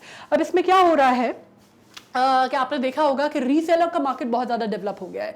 किस तरह से, जैसे खासकर व्हाट्सएप वगैरह पे आजकल बहुत ज़्यादा चलने लगा है, राइट, कि आप अगर सेलर हैं, फॉर एग्जांपल अगर मैं कोई मर्चेंडाइज पे बात कर रही हूँ या मैं कोई कपड़ों की रिटेल की बात करते हैं, ठीक है, आप अगर मुझे कोई चीज़ बेच रहे हैं, मैं बीच में हूँ, मेरे कनेक्टेड ग्रुप है, मैंने व्हाट्सएप पे ग्रुप बनाया हुआ है, आपने मुझे कोई चीज़ भेजी, मैंने अपने उस ग्रुप पे फ्लोट की फोटोग्राफ, आपने मुझे एक साड़ी भेजी, फॉर एग्जांपल आपने मुझे एक साड़ी भेजी 500 रुपये में, मैंने वो साड़ी पता की कि आप हैं, आपने भेजी है, आपका जो क्वालिटी वगैरह है वो चेक है, सब कुछ बढ़िया है, मैंने वो साड़ी फ्लोट की अपने ग्रुप्स पे, मैंने वो साड़ी फ्लोट की कितने में, 700 रुपये में, ठीक है, 700 रुपये में मैंने वो साड़ी फ्लोट की, उसमें मैंने जो पोस्टेज जो शिपिंग है वो भी कुछ 50-60 रुपये ऐड कर दी अपनी तरफ से, तो मान लीजिए मैंने 750 रुपये की फ्लोट की, ठीक है। तो अब वो 750 रुपये की साड़ी जो सामने वाला ख़रीदने वाला है, उसने मेरे जो ग्रुप में लोग हैं उन्होंने वो देखी, उनको पसंद आई, उन्होंने मुझसे कहा कि भाई हमने ये साड़ी दे दी, अब वो मुझे पेमेंट करेंगे UPI के थ्रू या जिस भी लेवल पे वो पेमेंट करते हैं। ऑब्वियसली ये जो पेमेंट है ये किस में होगा, ये अगेन ये कैश पेमेंट नहीं हो सकता, राइट। तो ये किस तरह से होगा, या तो ये यूपीआई पेमेंट होगा, ये बैंक ट्रांसफर होगा। तो सीधे सीधे इन्होंने मुझे पैसे ट्रांसफर किए 750 रुपये। 750 रुपये में से मैंने अपना कमीशन जो है वो 200 रुपये काट के 50 रुपये शिपिंग का अलग रख के 500 रुपये आपको फॉरवर्ड कर दिए। और ये फॉरवर्ड होते ही आपने क्या किया, मैंने आपका इनका जिनको मैंने किया था, जो कस्टमर थे मेरे, मैंने उनका एड्रेस आपको दिया और आपने डायरेक्टली वहाँ से इनको शिप कर दिया। ठीक है। तो अब क्या हुआ, मेरा काम क्या है बीच में, मेरा काम जो है वो रीसेलर का काम है। ठीक है। तो ये इसके थ्रू क्या हुआ है, आजकल जब हम बात करते हैं सोशल मीडिया के थ्रू, तो जो रीसेलर का जो मार्केट है ना, ये बहुत बड़ा मार्केट बन गया है, जो पहले नहीं हुआ करता था। पहले ये मार्केट क्या होता था, या तो बिजनेस टू बिजनेस हुआ करता था कि आप बड़े कोई व्यापारी हैं, मिल चलाते हैं, आपने छोटी दुकान पे भेजा तो बिजनेस टू बिजनेस मॉडल था, या फिर आपने सीधे ग्राहक को बेचा तो बिजनेस टू कंज्यूमर मॉडल था। तो ये रीसेलर वाला जो मार्केट है, अभी एक और जो है बीच में एक ब्रांच निकल आई है। पहले ब्रोकरेज हुआ करता था, लेकिन वो हर फील्ड में या हर मार्केट में नहीं हुआ करता था, लेकिन अब वो बीच में वो भी एक ब्रांच निकल आई है। ठीक है। तो इस तरह की चीज़ें हैं। तो रीसेलर के थ्रू, मीडियम के थ्रू बहुत सारी चीज़ें अब नए नए बिजनेसेस जो हैं वो उभर के आ रहे हैं, जो कि सोशल मीडिया पे ही रन होने लगे हैं। ठीक है। Product listed on these platforms typically include unbranded और lesser known brands that are brought by the reseller from the market places to get sold on their social channel to individual customers. ये तो मैंने आपसे कहा ही कि जैसे कि ये जो है बहुत बड़े ब्रांड्स लोग नॉर्मली नहीं खरीदेंगे, है ना। 500, 600, 1000 रुपये, 2000, 5000, 10,000 तक ठीक है। लेकिन अगर आप बहुत बड़े ब्रांड्स की अगर आप बात करते हैं, जैसे अगर आप बात कर रहे हैं माइकल कोर की, या आप बात कर रहे हैं लुई विटॉन की, या आप बात कर रहे हैं शैनल की, या आप बात कर रहे हैं डायर की, तो ये लोग नहीं खरीदेंगे। क्यों नहीं खरीदेंगे? क्योंकि ऑथेंटिसिटी का भरोसा नहीं होता, है ना। ये ब्रांड्स जो हैं बहुत एक्सपेंसिव ब्रांड्स हैं, तो इसमें ऑथेंटिसिटी का भरोसा नहीं होता, इसमें कंज्यूमर जो है वो रीसेलर पे भरोसा नहीं करेगा। ठीक है। तो ये फर्स्ट कॉपी है, सेकंड कॉपी है, ये नहीं समझ में आएगा, तो इसमें नहीं होता। लेकिन जो मिड रेंज ब्रांड्स हैं वो इसमें बढ़िया काम करते हैं। राइट। तो ये हो गया आपको क्लियर। अब हम बात करने वाले हैं बॉम्ब साइक्लोन की। बॉम्ब साइक्लोन जो कि कहाँ हिट किया है, यूएस में हिट किया है इसने, ईस्टर्न कोस्ट ऑफ यूएस को was hit by the bomb cyclone recently. Bomb cyclone is created by formation of rapidly strengthening weather system called bombogenesis. ठीक है। अब इसमें क्या होता है, बॉम्ब साइक्लोन में बेसिकली ये मिड लेवल अल्टीट्यूड का साइक्लोन होता है, जिसमें लो फ्रीक्वेंसी होती है मिडिल में। लेकिन क्या होता है कि जब ये मिड लैटिट्यूड साइकिल जो होती है, जब इसकी जो फ्रीक्वेंसी है वो बहुत ही रैपिडली ड्रॉप करने लगती है सेंटर में, तो it forms into a bomb. ठीक है। तो ये माना जाता है। Bombogenesis occurs when the mid-latitude cyclone rapidly intensifies, dropping at least 24 millibars over 24 hours. The millibar measures atmospheric pressure. ठीक है। इसमें से जो मैंने जैसे कहा कि ये इसकी जो इंटेंसिटी है, ये जैसे जैसे जैसे जैसे बहुत ही रैपिडली जब ड्रॉप होने लगती है तो सेंटर में, तो it forms into a bomb, और इसकी वजह से इसका नाम बॉम्ब साइक्लोन पड़ा है। This can happen when a cold air mass collides with a warm air mass such as air over warm ocean water. ठीक है। अब हम आ जाते हैं motion of thanks. Motion of thanks, as you can see respected prime minister over here, and we are talking about motion of thanks, reply to the motion of thanks to the president's address. Okay. अब इसमें क्या हुआ था, article 87 of the constitution of the president addresses both the houses of parliament at the commencement of the first session after each general election to the Lok Sabha and also the first session of each year, highlighting the policy and legislative announcements. अब basically president जो हैं, जैसे कि हमारे यहाँ अभी president जो हैं, अभी हमारे तत्कालीन जो राष्ट्रपति हैं वो कौन है, हमारे राष्ट्रपति हैं श्री रामनाथ कोविंद जी। ठीक है। तो उनने एड्रेस किया दोनों हाउसेज ऑफ पार्लियामेंट को, उसके बारे में बात हो रही है। और आर्टिकल 87 के तहत जब हम कॉन्स्टिट्यूशन की बात करते हैं, प्रेसिडेंट जो है एड्रेस करते हैं दोनों हाउसेस को पार्लियामेंट की। जब कमेंसमेंट होता है, कब का, जब कमेंसमेंट होता है फर्स्ट सेशन का, या तो जनरल इलेक्शन के बाद का लोकसभा के, या फिर पहला सेशन हो जब ईच ईयर का, जो कि पॉलिसी और लेजिस्लेटिव अनाउंसमेंट को हाईलाइट करने के बाद की बात कर रहे हैं हम। ठीक है। First session of each year, पहला सेशन जो होता है उसके बाद वो संबोधित करते हैं। ठीक है। अब इसके बाद following this the next day a motion of thanks is moved in the two houses thanking the president for his her address which is then put to vote.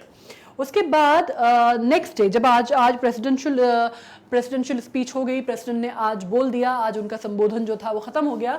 उसके बाद जब नेक्स्ट डे क्या होता है, नेक्स्ट डे ये दोनों houses की बात होती है। दोनों हाउसेस में मोशन ऑफ थैंक्स चलाया जाता है, मोशन ऑफ थैंक्स किया जाता है टू हाउसेस ऑफ पार्लियामेंट में, जिसमें राष्ट्रपति को का अभिवादन किया जाता है, उनको थैंक्स कहा जाता है, और एड्रेस के बाद उनके हिज एंड हर एड्रेस के बाद, और which is then put to vote, और उसके बाद वो it is put out there to vote, जिसमें यहाँ पे राष्ट्र जो हमारे प्रधानमंत्री हैं नरेंद्र मोदी जी, उन्होंने इसको रिप्लाई किया मोशन ऑफ थैंक्स का to the president's address, as you can see it over here. अब इसमें और भी चीजें होती हैं। MPs can express their disagreement by moving amendment to the motion, defeat of motion of thanks is seen as a defeat of the government. हालांकि इसमें जब पुट टू वोट किया जाता है ना, तो इसमें MLAs जो MPs होते हैं वो कर सकते हैं। MP अपना अगर उनको MPs को अगर किसी चीज़ में डिसएग्रीमेंट है, अगर कोई चीज़ है जो कि उनके अगेंस्ट जा रही है, खासकर ऑपोजिशन वगैरह में, तो वो क्या कर सकते हैं, वो कर सकते हैं अमेंडमेंट कर सकते हैं टू द मोशन। और अगर इसको डिफीट कर दिया जाता है इस मोशन को, अगर तो ये माना जाता है कि भाई एक गवर्नमेंट बड़े पर्सनल उस पर माना जाता है कि जो सरकार है उसकी हार मानी जाती है। ठीक है, तो ये तो जनरल चीज़ें हैं, पर अभी मोशन ऑफ थैंक्स जो है वो दिया गया है प्रधानमंत्री द्वारा। अब हम बात कर रहे हैं सेंटिनल ऑन द क्वेवाइव। ठीक है, सेंटिनल ऑन द क्वेवाइव की बात हो रही है। It is usually translated as watchful guardian. Qui vive means watchful alert. ये एक फ्रेंच टर्मिनोलॉजी है और इसका मतलब ये होता है, जब सुप्रीम कोर्ट की हम बात करते हैं तो सुप्रीम कोर्ट को माना जाता है कि वो अपने आप में बिल्कुल न्यूट्रल बॉडी है, राइट। बिल्कुल किसी भी तरफ से उसका झुकाव नहीं है, इंडिपेंडेंट बॉडी है, ना वो जुडिशरी की तरफ, वो ना लेजिस्लेटर की तरफ झुकाव है उसका, ना उसका एग्जीक्यूटिव की तरफ है ना, अपने आप में इंडिपेंडेंट मानी जाती है जुडिशरी। तो आजकल ये देखा गया है कि सुप्रीम कोर्ट के कुछ निर्णय जो थे वो आजकल लोगों में काफ़ी उसके अगेंस्ट क्वेश्चन उठने लगे हैं, लोग उस पर काफ़ी ज़्यादा सवाल जवाब करने लगे हैं because of some of the failures of the decisions by supreme court. तो ये जो सिचुएशन है ये बहुत ख़राब मानी जा रही है। ये मानी जा रही है कि सुप्रीम कोर्ट जो है वो अपनी जो उसकी न्यूट्रलिटी है वो उसको ना सिर्फ साबित करनी है बल्कि उसको ऐसे डिसीजन लेने हैं जो कि नज़र भी आए कि वो न्यूट्रल है हर तरह से। ठीक है, supreme court recognise the phrase in state of Madras VG Roe, Union of India versus Union of India and State, where the court has been given the role of sentinel on the qui vive with regards to fundamental rights। ये बात हो रही है काहे की, fundamental rights की, कि अब इसको कहीं ना कहीं अपने आप को साबित करने की बात जो होती है ना, वो साबित करने की बात आ गई है, स्पेशली फंडामेंटल राइट्स के जहाँ पे बात हो रही है वहाँ पे। और फंडामेंटल राइट्स जब हम बात करते हैं तो आपको मालूम है कि हमारे कॉन्स्टिट्यूशन का अभिन्न अंग माना जाता है। ठीक है, हमारे कॉन्स्टिट्यूशन में राइट टू, आपको मालूम है, right to equality, right to freedom of religion, बहुत सारे फंडामेंटल राइट्स हैं जो कि बहुत इंपॉर्टेंट माने जाते हैं और सुप्रीम कोर्ट उसका फाइनली लास्ट गार्ड माना जाता है। Prime ministers development initiative for north east, PM Divine। The new scheme was announced in Union Budget 2022-23 with the initial allocation of 1,500 crores। ठीक है, it will fund infrastructure in the spirit of PM गति शक्ति and social development project based on the felt need of the north east. ये आपको मालूम है कि जो अभी अमृतकाल बजट आया है उसमें नॉर्थ ईस्ट के ऊपर काफ़ी ज़्यादा फोकस किया है प्रधानमंत्री ने, और जो बजट आया है फाइनेंस मिनिस्ट्री का सीतारमन जी ने, उन्होंने भी बहुत ज़्यादा फोकस किया है नॉर्थ ईस्ट के डेवलपमेंट पे।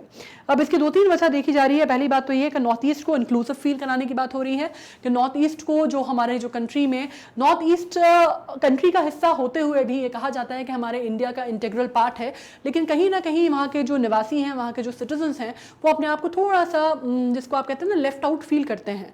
तो ये इंक्लूसिव वो फील कर सकें, इसके लिए बहुत इंपॉर्टेंट माना जा रहा है। दूसरा, उस एरिया में जब हम बात करते हैं नॉर्थ ईस्ट की, जिस तरह का टेंशन चल रहा है, आपको जैसे मालूम है अरुणाचल प्रदेश को लेके उस साइड पे बहुत ज़्यादा प्रॉब्लम चल रही है, चाइनीज़ का इन्वेजन की बहुत ज़्यादा इशूज़ चल रहे हैं, नेपाल से अभी हमारे थोड़ा सा टसल हो गई थी एरिया को लेके, जो हमारी जो प्रोविंस है उसको लेके। तो थोड़ी सी जो स्ट्रगल चल रहे हैं उसको लेके, उसके मद्देनज़र ये किया गया है कि नॉर्थ ईस्ट के ऊपर फोकस किया गया है और उसको इंक्लूसिविटी में लाने की कोशिश की गई है। तो अब ये नई स्कीम जो अनाउंस हुई है यूनियन बजट में, अमृतकाल बजट में 2022-23 के, उसमें एलोकेशन किया गया है 1500 करोड़ रुपए का। ठीक है, इसमें किया गया है infrastructure in spirit of PM गति शक्ति। गति शक्ति के अंतर्गत जो PM गति शक्ति की जो उनकी योजना है उसमें किया गया है, जिसमें सोशल डेवलपमेंट प्रोजेक्ट देखा जाएगा जो कि नॉर्थ ईस्ट की ज़रूरतों को पूरा करेगा। उसके अलावा this will enable livelihood activities for youth and women, filling the gaps in various sectors. ठीक है, जो बाकी सेक्टर्स में जो गैप है उनको फिल करने का काम करेगा। इसके अलावा it is to be implemented through the North Eastern Council and will not be substitute for existing central और state schemes. It is to be implemented through the North Eastern Council। इसके through इसको किया जाएगा, execute किया जाएगा, ये उसमें लाया जाएगा काम में, ये इम्प्लीमेंट किया जाएगा नॉर्थ ईस्टर्न काउंसिल के थ्रू, और ये सब्स्टिट्यूट नहीं होगा जो अभी हालिया जो चलती हुई जो सेंट्रल या स्टेट पॉलिसीज़ हैं या स्कीम्स हैं उनके अंतर्गत। ठीक है, इसके अलावा हम बात करने वाले हैं मेजर नॉन नेटो अलाइज की।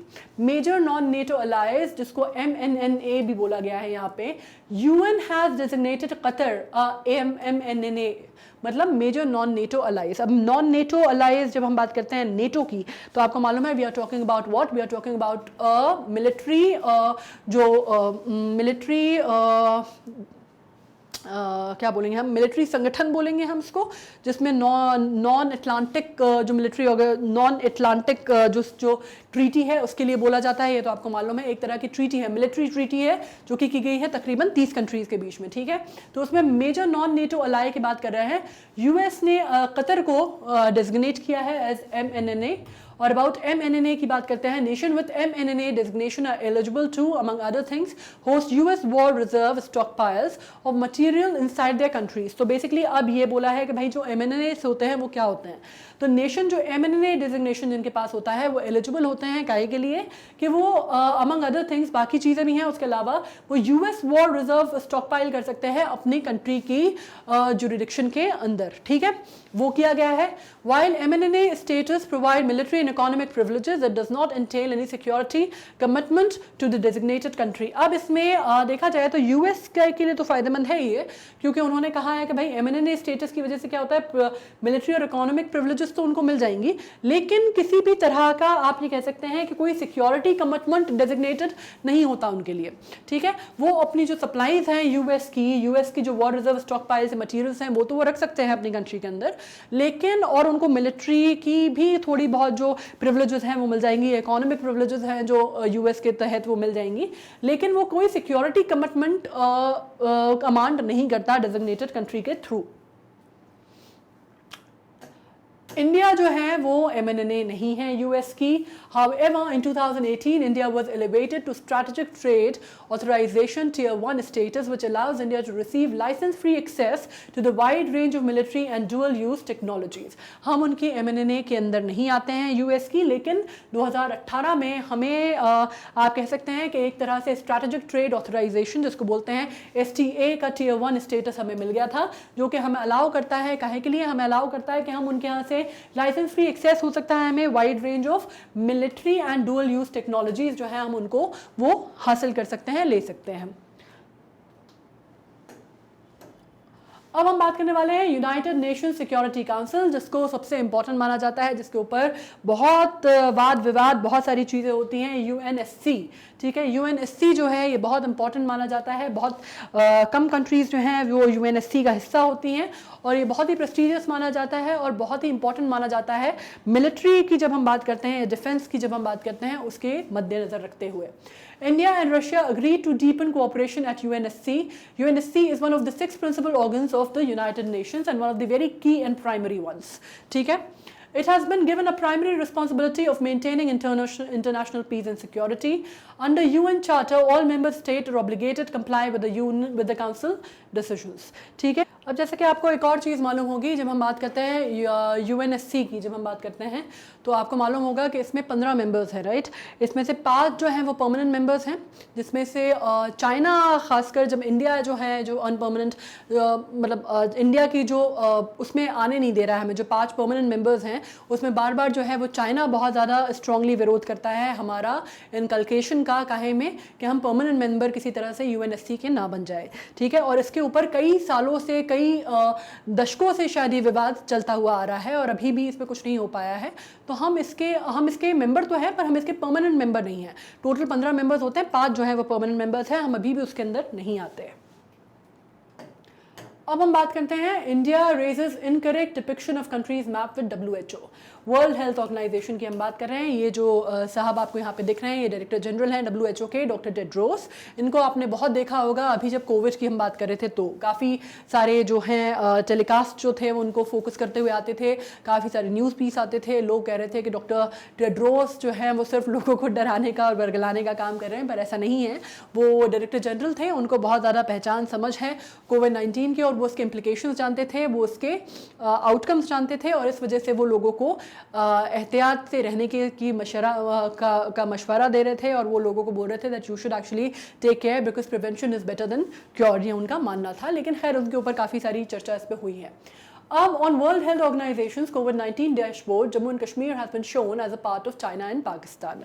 ये अभी हम जो बात कर रहे हैं वो ये हुआ है कि WHO के ऑर्गेनाइजेशन जो डैशबोर्ड था उसमें उन्होंने एक बहुत ही विवादित चीज़ हुई है। उसमें ये किया है कि जब हम जम्मू एंड कश्मीर की बात करते हैं तो जो आज़ाद कश्मीर का जो हिस्सा है, राइट, जिसको हम बोलते हैं POK, पाकिस्तान ऑक्यूपाइड कश्मीर, या फिर जो हम बोलते हैं अक्साई चीन का जो हिस्सा है, वो उन्होंने उसके डैशबोर्ड पे हिस्सा बता दिया है, बाकायदा फॉर्मली शो कर दिया है उन्होंने जम्मू एंड कश्मीर को पाकिस्तान और चाइना के इंटीग्रल पार्ट के रूप में। तो इसके ऊपर बहुत ज़्यादा विवाद चल रहा है, ठीक है।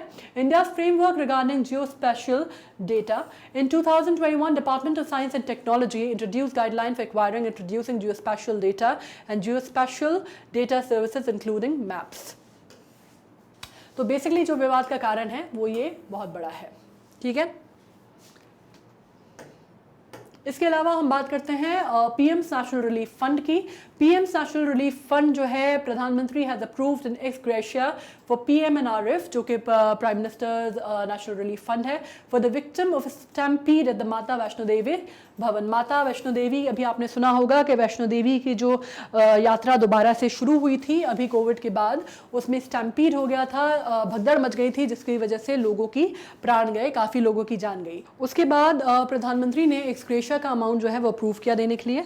अब एक्स ग्रेशिया का अमाउंट आप क्या कह सकते हैं, एक्स ग्रेशिया का अमाउंट एक वो अमाउंट होता है जो कि आउट ऑफ मॉरल रिस्पॉन्सिबिलिटी दिया जाता है ना, मॉरल ऑब्लिगेशन के तहत दिया जाता है। मतलब उसमें कोई लीगल रीज़न नहीं होता, लीगल वजह नहीं होती है, लीगल बाइंडिंग नहीं होती, लेकिन दिया जाता है।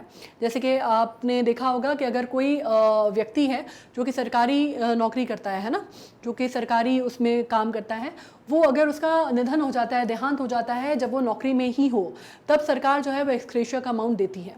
मतलब वो देने के लिए बाध्य नहीं है, लेकिन एज अ मॉरल ऑब्लिगेशन वो अमाउंट दिया जाता है, ठीक है। अब इसके बारे में हम और बात कर लेते हैं। अब हम बात कर लेते हैं नेशनल रिलीफ फंड के बारे में। नेशनल रिलीफ फंड जो तो प्रधानमंत्री नेशनल रिलीफ फंड है, ये बेसिकली शुरुआत कहाँ से हुई थी इसकी शुरुआत हुई थी नेहरू जी के समय पे, है ना। जब नेहरू जी प्रधानमंत्री थे उस समय इसकी शुरुआत हुई 1948 में। और ये वो टाइम है जब हिंदुस्तान नया नया आज़ाद हुआ था। 1947 में हमें आज़ादी मिली थी, 1948 में इसकी स्थापना की गई। क्यों की गई कि उस टाइम पे जब आपको मालूम है डिवीज़न हुआ तो बहुत सारे जो हिंदूज थे वो पाकिस्तान में जो रहते थे वो वहाँ से यहाँ पे आए, और बहुत सारे मुसलमान जो यहाँ से थे वो पलायन करके पाकिस्तान गए। तो रेफ्यूजीज़ की संख्या बहुत बड़ी हो गई। अब बहुत लोग थे जो वहाँ से बॉर्डर पार करके आए और उनके पास जितना उनकी ज़मीन जायदाद जो भी उनका था, प्रॉपर्टी वगैरह सब कुछ थी, वो वहाँ पे पाकिस्तान में एज इट इज़ छोड़ के यहाँ आके बसे। तो उनको सेटलमेंट कराने के लिए, उनका यहाँ पे दोबारा उनको सेटल करने के लिए, नए सिरे से उनके जीवन की शुरुआत करने के लिए इस अमाउंट का ये जो प्रधानमंत्री का जो रिलीफ फंड है वो शुरुआत की गई उसकी। और इसमें तब से ये चला आ रहा है। और अब क्या होता है कि अभी कोई नेशनल डिजास्टर होता है, कोई आपदा आती है, तो उसमें आपने देखा होगा कि प्रधानमंत्री का जो नेशनल फंड है, रिलीफ फंड है, उसमें आप पैसे डोनेट कर सकते हैं। आपके पास एक वो आ जाती है कि आप जनहित में जारी आप विज्ञापन देखते हैं जिसमें आता है कि भाई प्रधानमंत्री नेशनल फंड में आप पैसे डोनेट कीजिए, है ना। जैसे कोई भूकंप आ गया, कहीं सूखा पड़ गया, कहीं जैसे आपदा हो गई, स्टैम्पीड हो गई, या कहीं पे जैसे आपने देखा था कि उत्तराखंड में जो बाढ़ आई थी, इस तरह की कोई भी जो नेचुरल कैलामिटी या आपदा आती है या देश के ऊपर कोई आपदा आती है जिसमें किसी को आपको कहना होता है कि आपको किसी एक वर्ग खास को आपको वापस स्थापित करना होता है या वापस एलोकेट करना होता है, तो उसमें नेशनल रिलीफ फंड जो है वो काम करता है प्रधानमंत्री का। और ये इसमें आप जो भी एक इंडिविजुअल के तौर पर भी, सरकार, आप एक इस संस्था के तौर पर भी, कंपनी के तौर पर भी, आप हर तरह से इसमें अपना योगदान दे सकते हैं, डोनेशन दे सकते हैं, ठीक है। ट्रस्ट के तौर पे भी दी जाती है। अब हम आ जाते हैं नेक्स्ट पे। अब हम बात करते हैं माइनॉरिटी स्टेटस की। माइनॉरिटी स्टेटस की बात हो रही है सुप्रीम कोर्ट ऑफ इंडिया की। सुप्रीम कोर्ट ऑफ इंडिया ने बेसिकली अब सरकार को थोड़े आड़े हाथों लिया है। किस वजह से?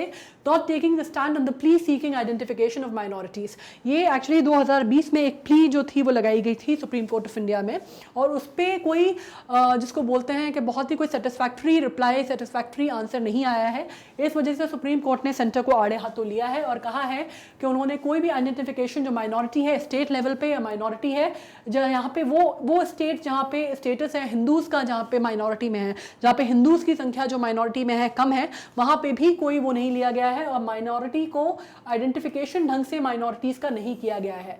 इस मुद्दे पे सुप्रीम कोर्ट ने बहुत ही फटकार लगाई है सेंटर को और आड़े हाथों लिया है। उनका कहना है, उन्होंने फाइन किया है, उन्होंने एक तरह का फाइन इम्पोज किया है और ये कहा है कि गवर्नमेंट ने फाइल जो प्ली फाइल हुआ था, दायर हुआ था 2020 में, उसका कोई सेटिस्फैक्ट्री रिप्लाई, सेटिस्फैक्ट्री उत्तर नहीं दिया है। ठीक है, जबकि कोर्ट ने ग्रांट किया था लास्ट अपॉर्चुनिटी जनवरी में दिस ईयर, जबकि कोर्ट ने ये बोला था कि आपको भाई इसका जो सेटिस्फैक्ट्री आंसर है वो देना है और उन्होंने ग्रांट किया था समय आपको जनवरी में, उसके बावजूद कोई सेटिस्फैक्ट्री आंसर नहीं आया है। इस वजह से अब फाइनली सुप्रीम कोर्ट ने उनको फटकार लगाई है और उन पे फाइन इम्पोज कर दिया है।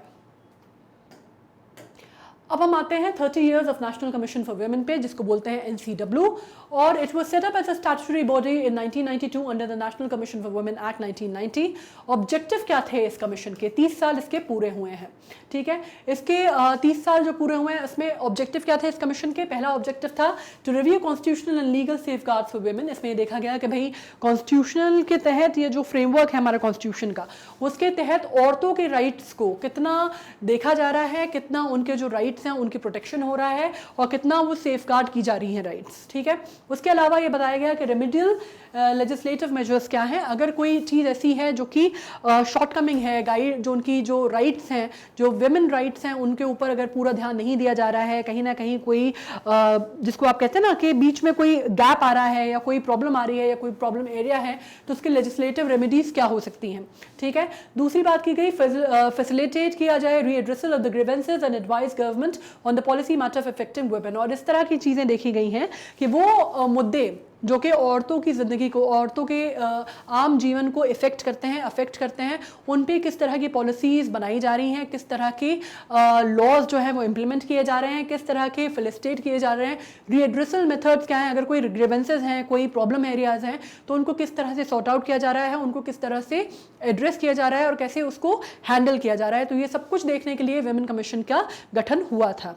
ठीक है, इसमें बहुत सारी चीज़ें आ जाती हैं, इसमें विमेन रिजर्वेशन भी आ जाता है, इसके अंतर्गत जो उनके ऊपर जो प्रताड़ना होती हैं जो औरतें देखती हैं, चाहे वो डोमेस्टिक वायलेंस की हो, चाहे वो रेप हो, बहुत सारी चीज़ें जो भी औरतों के ऊपर जो अत्याचार हो रहे हैं, उनको ओवरऑल जो औरतों की वेलबींग और उनके सेफ्टी मेजर्स को देखते हुए जो भी चीज़ें बनाई जाती हैं, कही जाती हैं, वो सब कुछ जो है, जितनी भी पॉलिसीज़, फ्रेमवर्क और सेफगार्ड पॉलिसीज़ भी होती हैं, फैसिलिटेट करने की पॉलिसीज़ होती हैं, वो सब कुछ नेशनल कमीशन फॉर वुमेन के अंतर्गत आता है।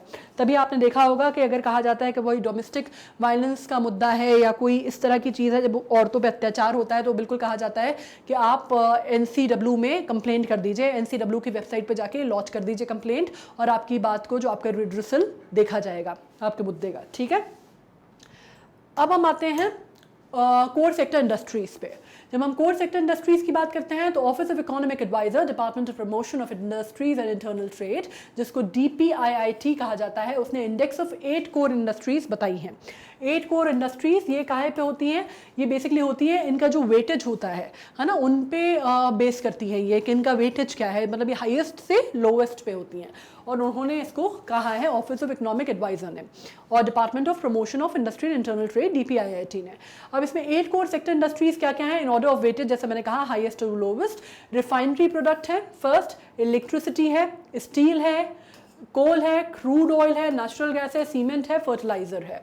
ठीक है, ये बेसिकली जब हम बात करते हैं, इंक्लूडिंग जब इंडस्ट्रियल प्रोडक्शन की हम बात करते हैं, these account for 40.27% of the weight of the items including the index of industrial production. तो इनके बेसिस पे ये बनाई गई हैं, इनके बेसिस पे इनको शॉर्टलिस्ट किया गया है और इनको सीक्वेंस वाइज रखा गया है।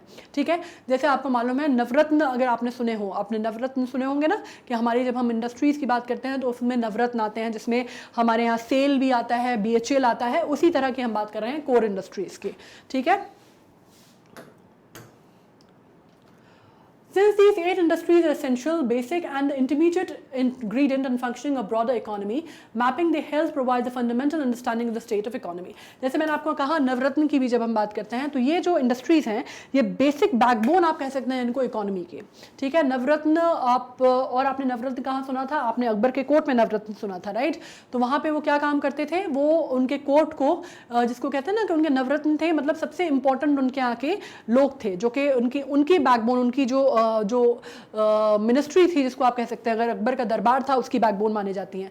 तो जब हम नवरत्न इंडस्ट्रीज की बात करते हैं तो वो हमारे यहाँ की बैकबोन मानी जाती है इकोनॉमी की, क्योंकि वो क्या करते हैं, वो ऐसे सेगमेंट्स हैं, ऐसी इंडस्ट्रीज हैं जो कि ब्रॉडर इकोनॉमी को, जो कि बेसिक एसेंशियल या इंटरमीडिएट जो नीड्स हैं, जो हमारा रॉ मटेरियल है उससे आएगा, जो इकोनॉमी का जो प्रोपेलेशन की हम बात करते हैं ना इकोनॉमी की, वो इन्हीं से प्रोपेल होती हैं। और mapping the health provide fundamental understanding of the state of economy. अगर आप उनकी किस तरह से वो वर्क कर रही हैं, किस तरह से उनमें जो भी फ्लॉज हैं, कमी हैं, अगर उनका वर्क आप स्मूथ कर देते हैं तो उसका मतलब है कि कहीं ना कहीं आपका जो इकोनॉमी का जो चक्का है वो बढ़िया से घूमेगा, राइट। तो बहुत इंपॉर्टेंट है कि उनमें अगर कोई ग्लिच है तो उसको क्लीन करना बहुत ज़रूरी है। इस वजह से उनको कोर इंडस्ट्रीज़ की वो दी गई है, संख्या दी गई है।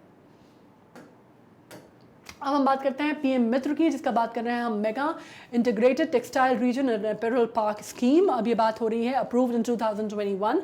पीएम मित्रा कहा जा रहा है इसको, मित्रा क्यों, mega integrated textile region and apparel, ठीक है। अब आपको मालूम है कि we are talking about the textile industry and we are talking about the apparel industry.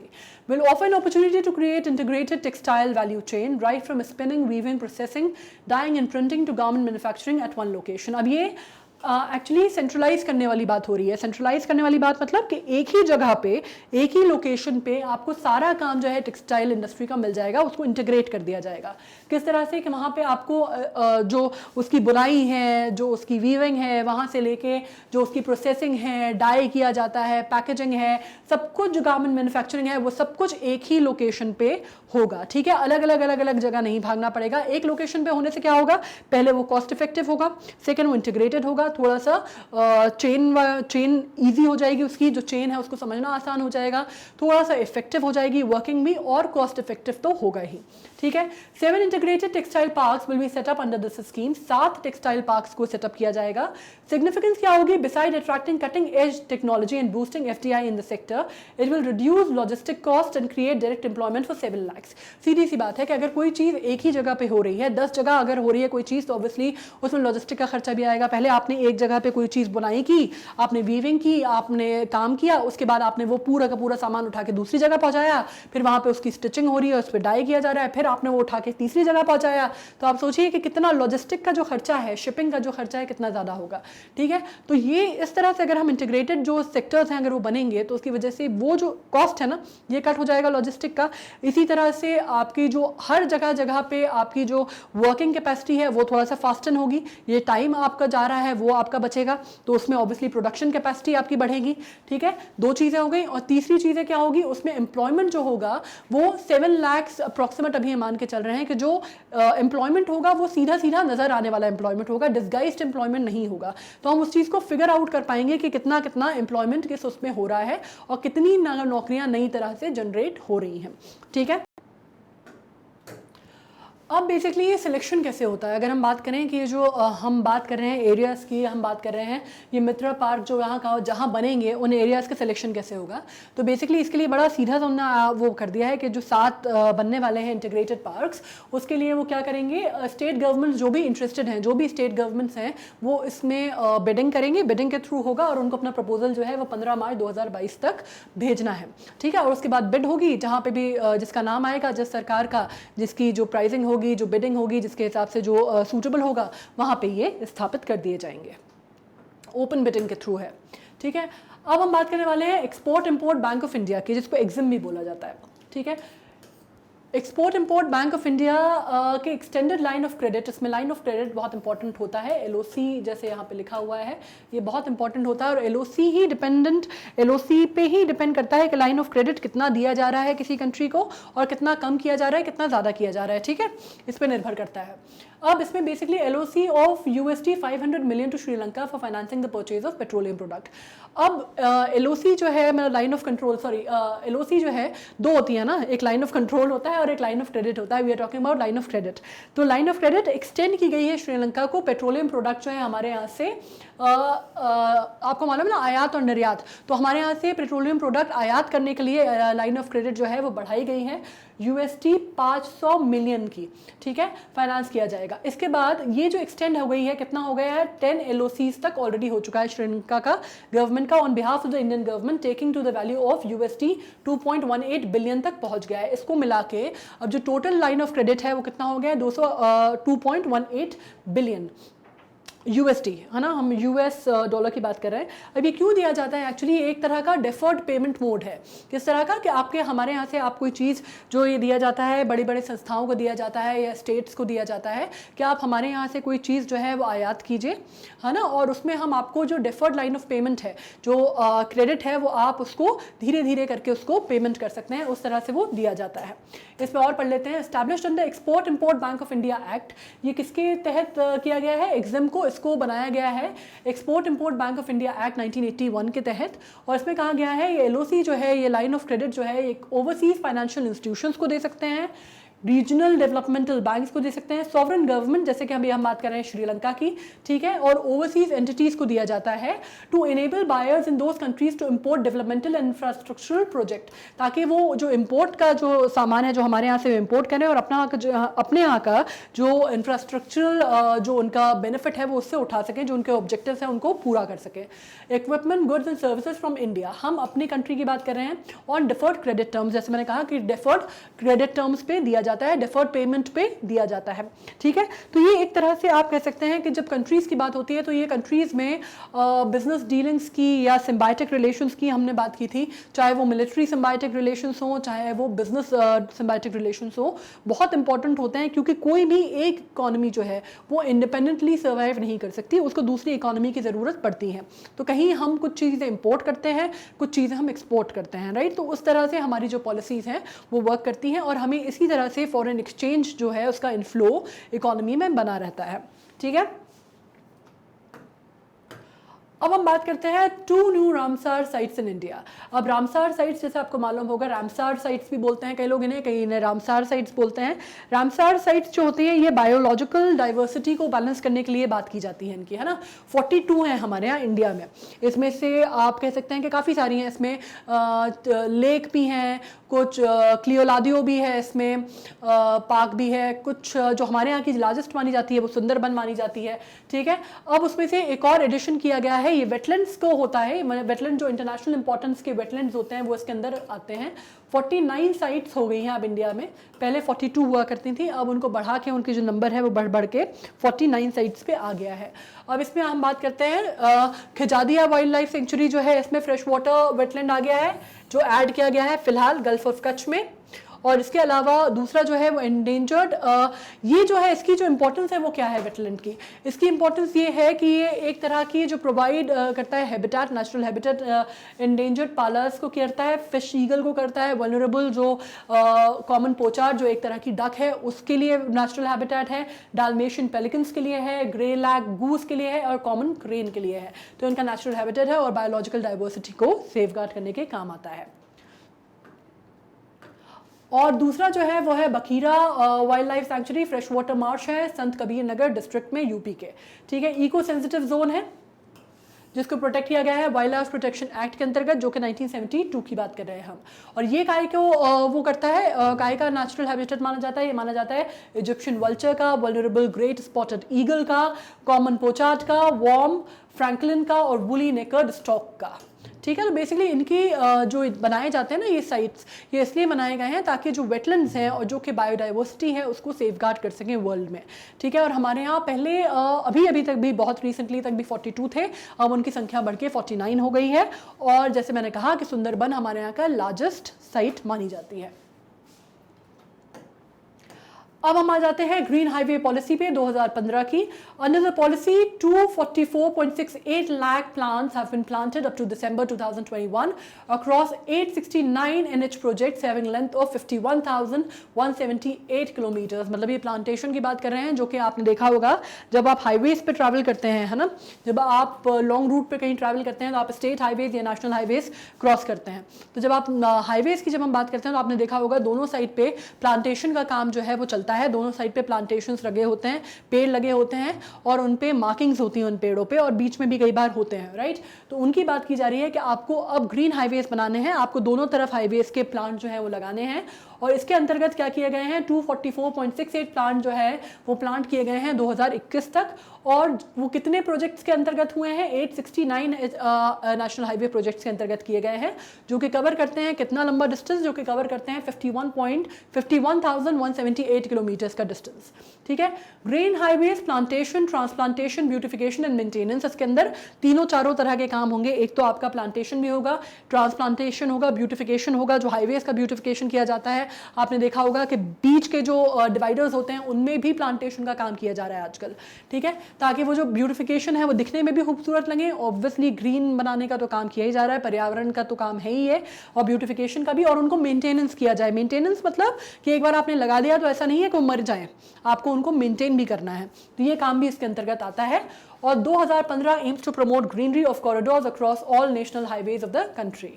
ठीक है, इसका मतलब यह है कि बेसिकली एनवायरनमेंट को भी सूट करे, ब्यूटिफिकेशन का भी काम करे, दोनों चीज़ें होनी चाहिए। It also aims making India pollution free, helps in curtailing the number of road accidents, helps local communities and generate employment। अब इससे तीनों चीज़ें होंगी, है ना। पोल्यूशन जो है वो तो ऑब्वियसली एनवायरनमेंट का काम है, तो एनवायरनमेंट से होगा ही। रोड एक्सीडेंट्स जो हैं वो भी थोड़े से कम होंगे, क्योंकि जो डिवाइडर्स हैं वो मेन डिवाइडर्स के बीच में प्लांटेशन का काम किया जा रहा है। तो डिवाइडर्स पहले क्या होता था, कई बार जो एक्सीडेंट्स होते हैं हाईवे पे आपने देखा होगा कि डिवाइडर्स लोग उतना समझ नहीं पाते, डिवाइडर्स लोग क्रॉस करते हैं या ओवरटेकिंग वगैरह करते हैं। तो वो भी थोड़ा सा हेल्प किया जाए उसमें, जो एक्सीडेंट्स हैं उसकी जो मात्रा है वो थोड़ी सी किसी तरह से हम उनको कंट्रोल करने का काम कर सकें। इस तरह से आप ये देख सकते हैं किस तरह से ये पूरा का पूरा प्रोजेक्ट बनाया जा रहा है। ठीक है, और दूसरा ये जो उसकी मेंटेनेंस का, ब्यूटिफिकेशन का हम काम कर रहे हैं, तो ऑब्वियसली लोग जो है वहाँ के लोकल लोगों को ही आपको हायर करना पड़ेगा अगर उनके मेंटेनेंस की बात है। कोई आदमी बहुत दूर से, मान लीजिए कि कोई दिल्ली मथुरा के में कोई हाईवे बना हुआ है, तो कोई आदमी यूपी का अगर आप बहुत दूर का कहीं का लगा देंगे तो वो तो जाके उसके मेंटेनेंस का काम करेगा नहीं।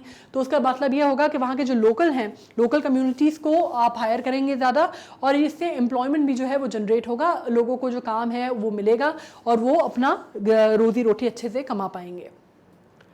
अब हम बात करते हैं क्लीन आंध्र प्रदेश कैंपेन की। क्लीन आंध्र प्रदेश कैंपेन की जब बात की जा रही है तो हम बात कर रहे हैं क्लैप। इस मिशन का नाम है clap campaign. Clap is a cleanliness drive launched in rural areas to further improve sanitation conditions and waste management with public participation. Clap जो है ये आंध्रा स्पेसिफिक एक हम बात करने वाले हैं एक कैंपेन की, और एक इसमें बात की जा रही है, ये एक रूरल एरियाज़ को टारगेट करके बनाया गया है। और इसमें देखा गया है कि इसमें दोनों चीज़ों का, दोनों तत्वों का, कि लोकल बॉडीज़ का भी, गवर्नमेंट का भी और सिटीजन्स का भी इक्वल पार्टिसिपेशन देखा जाएगा वेस्ट मैनेजमेंट के मामले में। ठीक है, और इम्प्रूव करना है, क्या करना है, दो चीज़ें हैं। एक तो वेस्ट मैनेजमेंट, कि आपका गीला कचरा, सूखा कचरा, वो जो अपने यहाँ ड्राइव चलती हैं उस तरह की, और दूसरा सैनिटेशन जो है, जो ओपन डेफिकेशन वगैरह की जो प्रॉब्लम्स हैं, सैनिटेशन की जो प्रॉब्लम है उसको कर्ब करने की कोशिश की जाएगी रूरल एरियाज में। Apart from door to door collection of garbage, campaign aims for segregation of liquid and solid waste. जैसा मैंने कहा, सूखा कचरा, गीला कचरा, on site waste treatment and encouraging home composting. इसमें आपको बेसिकली होम कंपोजिटिंग के किट्स भी लोगों को बांटे गए हैं। होम कंपोजिट्स मतलब आपको घर में जो आप वो बनाते हैं ना, जो होम कंपोजिट्स किट्स, ये बेसिकली इसका वितरण एमपी में भी किया गया था अभी कुछ जगहों पे नगर निगम के द्वारा, कि आप घर में ही जो खाद है वो बना सकते हैं। होम कंपोजिट, जो घर में खाद, आपके जो वेस्ट मटेरियल है आपका निकलता है, जो ऑर्गेनिक वेस्ट निकलता है, उससे आप घर में खाद बना सकते हैं। तो उन्हीं की बात की जा रही है कि एनकरेजिंग होम कंपोजिशन भी देखा जाएगा, होम कंपोजिटिंग भी देखी जाएगी, होम कंपोस्टिंग भी देखी जाएगी। कंपोस्ट जो है वो आप घर पे बना सकते हैं। ठीक है, clap involve gram panchayat workers and officials, health worker, members of villages and ward secretaries. अब इसमें बेसिकली आप क्लैप में जैसे मैंने कहा कि दोनों ही लेवल पे काम होगा, गवर्नमेंट की तरफ से भी होगा, लोकल बॉडीज़ की तरफ से भी होगा, सिटीजन्स जो हैं वो भी अपना योगदान देंगे। तो एक तरह से ये पूरा तीनों ही अंगों को लेके साथ काम करने वाली बात है। इसमें बेसिकली ग्राम पंचायत के तौर पे होगा, क्योंकि हम रूरल बॉडीज़ की बात कर रहे हैं, तो उसमें जो भी हेल्थ वर्कर्स होंगे, ऑफिशियल्स होंगे, सेक्रेटेरिएट्स होंगे, विलेज और वार्ड लेवल के, वो सब इसमें मिलके काम करेंगे। अब हम फिर से आते हैं आत्मनिर्भर भारत सेंटर फॉर डिज़ाइन पे, जिसको ABCD बोला गया है। ठीक है, अब इसमें बात करने वाले हैं हम recently SBI national cultural fund and Indira Gandhi national centre for the art signs MOU for development of Aatmanirbhar Bharat centre for design at Red Fort. अब इसमें बेसिकली SBI ने, नेशनल कल्चरल फंड ने और इंदिरा गांधी नेशनल सेंटर ने फॉर द आर्ट्स, जिसको IGNCA बोला जाता है, ने MOU क्या होता है, मेमोरेंडम ऑफ अंडरस्टैंडिंग, वो साइन किया है डेवलपमेंट काय के लिए, आत्मनिर्भर भारत सेंटर के लिए ऑफ डिज़ाइन, कहाँ पे, रेड फोर्ट में। ठीक है, ये प्रोजेक्ट यहाँ पे एम करता है, ये प्रोजेक्ट एम करता है प्रमोट करने का products having geographical indication science, GI science को इंडिकेट करने के लिए ये जो प्रोडक्ट्स हैं वो इसमें बनाए जाएंगे, और वो प्रोजेक्ट जो है इसी पे फोकस करता है। It will provide a collaborative space between the product and it's designer and provide a niche market for the artifacts produced at the Red Fort. It is being implemented by IGNCA, an autonomous organization under Ministry of Culture. अब ये क्या होगा, ये collaborative space provide करेगा किसके लिए, between products and designer, कि जो products हैं उनके जो designer हैं उनके लिए एक collaborative space देगा, और एक niche create करेगा। niche मतलब एक अपने तरह का एक market niche create करेगा for the artifacts produced at the Red Fort, उन artifacts के लिए जो कि वहाँ पे बनाए जाएंगे। ठीक है, जो Red Fort में हम जो बात कर रहे हैं उसमें जो artifacts बनाए जाएंगे उसके लिए एक तरह का नीश, एक तरह का मार्केट क्रिएट करेगा। ठीक है, और ये जो है इम्प्लीमेंटेशन कैसे होगा, इसका इम्प्लीमेंटेशन होगा IGNCA के द्वारा। IGNCA जो कि national centre for the arts कहलाता है, और हमारे यहाँ की एक कल्चरल ऑर्गेनाइजेशन है, या मिनिस्ट्री ऑफ कल्चर के अंदर आता है। ठीक है, मिनिस्ट्री ऑफ कल्चर के अंदर आता है, जो कि ऑटोनॉमस ऑर्गेनाइजेशन है, वो इसको रन करने का और इसको इसके ऊपर सुपरविजन का और इसके काम करने का वो देखेगा। अब अपन बात करते हैं नैनो प्लास्टिक की। नैनो प्लास्टिक मतलब, नैनो से हमारा मतलब है कोई चीज़ जो कि बहुत ही छोटी, बहुत ही माइन्यूट होती है, राइट। तो अभी हम बात करने वाले हैं, जैसे आपको मालूम है कि हम नेकेड आइज से बहुत कुछ नहीं देख पाते। बहुत सारी ऐसे आर्टिकल्स और बहुत सारे ऐसे पार्टिकल्स होते हैं जो कि हमारी आंखों से हम नेकेड आइज से नहीं देख पाते, लेकिन अगर हम माइक्रोस्कोपिक व्यू लेंगे तो हमें वो सब नज़र आएंगे। तो अभी बात हो रही है नैनो पार्टिकल की, नैनो प्लास्टिक की। वो कण प्लास्टिक के जो कि एटमॉस्फेयर से अर्थ पे गिर रहे हैं, जिनको हम अपनी नेकेड आइज से नहीं देख पा रहे हैं। और ये स्टडी कंडक्ट की गई है एल्प्स में, और ये डिटरमिन करते हैं अमाउंट कितना है उन प्लास्टिक का जो कि फॉल कर रहा है एटमॉस्फेयर से अर्थ पे, और कंक्लूड किया है कि जो नैनो पार्टिकल्स हैं ये ट्रैवल करते हैं ओवर 1200 माइल्स थ्रू एयर। ये एयर में ट्रैवल करते हैं और फिर ज़मीन पे सेटल होने से पहले तकरीबन 1200 माइल ये ट्रैवल करते हैं। ठीक है, ये वो पार्टिकल्स हैं जो कि डिग्रेडेशन ऑफ प्लास्टिक से रिजल्ट करते हैं, लेकिन ये नैनो पार्टिकल्स हैं, इस वजह से हम इनको अपनी खुली आंखों से या नंगी आंखों से नहीं देख पाते। ठीक है, अब इनका जो प्लास्टिक का आप ये कह सकते हैं, इनके जो डेंसली पॉपुलेटेड एरियाज हैं जहाँ पे प्लास्टिक ओवर यूज़ होती है, वो हो सकता है रीज़न। इनके जो ओशंस हैं जहाँ पे जो वाया एयर जो होती है वो वाया स्प्रे के थ्रू होते हैं, वो वेव्स में जा सकती हैं। तो बहुत सारे रीज़न हो सकते हैं, लेकिन उन्होंने ये स्टडी कंडक्ट की है कि इस तरह के नैनो जो प्लास्टिक के जो पार्टिकल्स हैं वो अर्थ की सर्फेस पे सेटल होते जा रहे हैं एटमॉस्फेयर से। अब आ जाते हैं हम अर्थ ट्रोजन एस्ट्रॉइड के बारे में। ट्रोजन एस्ट्रॉइड जो है बेसिकली ये बोला जाता है स्मॉल स्पेस रॉक्स को जो कि शेयर करते हैं ऑर्बिट विद द प्लैनेट। ठीक है, उसके अलावा सर्कलिंग वट एवर होस्ट, अब इसमें डिपेंड करता है कि इनका जो भी होस्ट है उसको सर्कल करते हैं ये, और ये प्लैनेट जो है ये उसको शेयर करते हैं। ठीक है, ऑर्बिट को शेयर करते हैं प्लैनेट के साथ साथ, और star that planet does in the stable unit. ये सबसे पहले डिटेक्ट किए गए थे 2010 में, और ये किए गए थे पैन स्टार्स S1 टेलीस्कोप के द्वारा। जब ये सर्वे हुआ था उसके द्वारा ये डिटेक्ट किए गए थे, और astronomers have now confirmed the second Trojan. उस टाइम पे पहली बार हुए थे, अब एस्ट्रोनॉमर्स जो हैं, जो साइंटिस्ट हैं, नासा ने भी इसकी पुष्टि की है कि उन्होंने सेकेंड ट्रोजन जो है वो देख लिया है और ट्रोजन एस्ट्रॉयड जो है अर्थ पे उसको पाया गया है, देखा है उन्होंने, और इसको कहा गया है 2020 XLS नाम उसका रखा गया है। It is near earth asteroid, अब ये अर्थ के काफ़ी पास है और इसमें एक और चीज़ कही जा रही है कि एक्सपेक्टेड टू स्टे, और ये कहा जा रहा है कि जो हमारा ऑर्बिट है इसमें ये स्टे करेगा तकरीबन आने वाले अगले 4000 सालों तक, और उससे पहले जब वो अपने आप ही अपना रास्ता नहीं बदल लेता तो तकरीबन 4000 साल तक तो ये हमारे ऑर्बिट में एग्जिस्ट करने वाला है। ये बात साइंटिस्ट ने प्रूव कर दी है। अब जब हम अर्थ ट्रोजन्स की बात करें, जैसे मैंने कहा कि 2010 में सबसे पहले आया था जिसका नाम था TK7, और उसका कहा जाता था वो मात्र 0.3 किलोमीटर वाइड था, मतलब काफ़ी छोटा था, ठीक है, एंड डिस्कवर 2010 में हुआ था, ये तो आपको पता है। तो ये नैनो होते हैं, काफ़ी छोटे होते हैं, बहुत बड़े नहीं होते। जब हम बात कर रहे हैं सोलर सिस्टम्स की, जब हम बात करते हैं प्लैनेट्स की, तो उस हिसाब से तो बहुत ही नेग्लिजिबल अमाउंट होता है, नेग्लिजिबल साइज होता है इनका, और यही कारण है कि शायद इस वजह से ये बहुत टाइम बाद नज़र में आए या बहुत टाइम बाद सरफेस पे आए और पता चल पाया इनके बारे में। अब हम बात करने वाले हैं पोलावट्टा की। ये एक तरह की मछली की प्रजाति है जो कि अभी अभी मिली है। इसको हम बोल सकते हैं central marine fisheries research institute has identified a new species of fish carangid. इसको वट्टा भी कहा जाता है, species from the Indian coast पे मिली है, locally known as Pola Vatta. ये क्वीन फिश की स्पीशीज को बिलोंग करती है और पाई कहाँ जाती है across coast in the country. There are over 60 species of carangids in the Indian seas and 4 of them belongs to the queen fish category, ठीक है। इसमें इंडियन ओशन की जब हम बात करते हैं तो इंडियन ओशन में 60 तरह की ये जो मछली है ये पाई जाती है, जिसमें से 4 जो हैं वो क्वीन फिश की कैटेगरी को बिलोंग करती हैं, उनमें से एक जो है ये मिली है। तो आप एक तरह से कह सकते हैं कि बहुत अच्छी खोज है, नई खोज है, और इसकी वजह से आप इसको एक बायोडाइवर्सिटी, जब हम फिशरीज के में बात कर रहे हैं बायोडाइवर्सिटी का, तो हमें एक इंडियन मरीन बायोडाइवर्सिटी के लिए थोड़ा सा स्टेटस इंप्रूव हो गया है। ओके, अब हम बात कर रहे हैं रिक्लाइनिंग लॉर्ड विष्णु की। ये आपको जो मालूम है तो ये बहुत फेमस स्टैचू है और लोग बहुत अट्रैक्ट होते हैं इसकी तरफ। जब हम बांधवगढ़ सेंचुरी की बात करते हैं तो लोग अक्सर यहाँ जाते हैं, बहुत इसको हेरिटेज का भी दर्जा दिया गया है, लोग अक्सर जाके यहाँ पे फोटोग्राफ्स खिंचवाना चाहते हैं। इसको 1000 साल पुराना सैंडस्टोन का स्कल्पचर माना जाता है।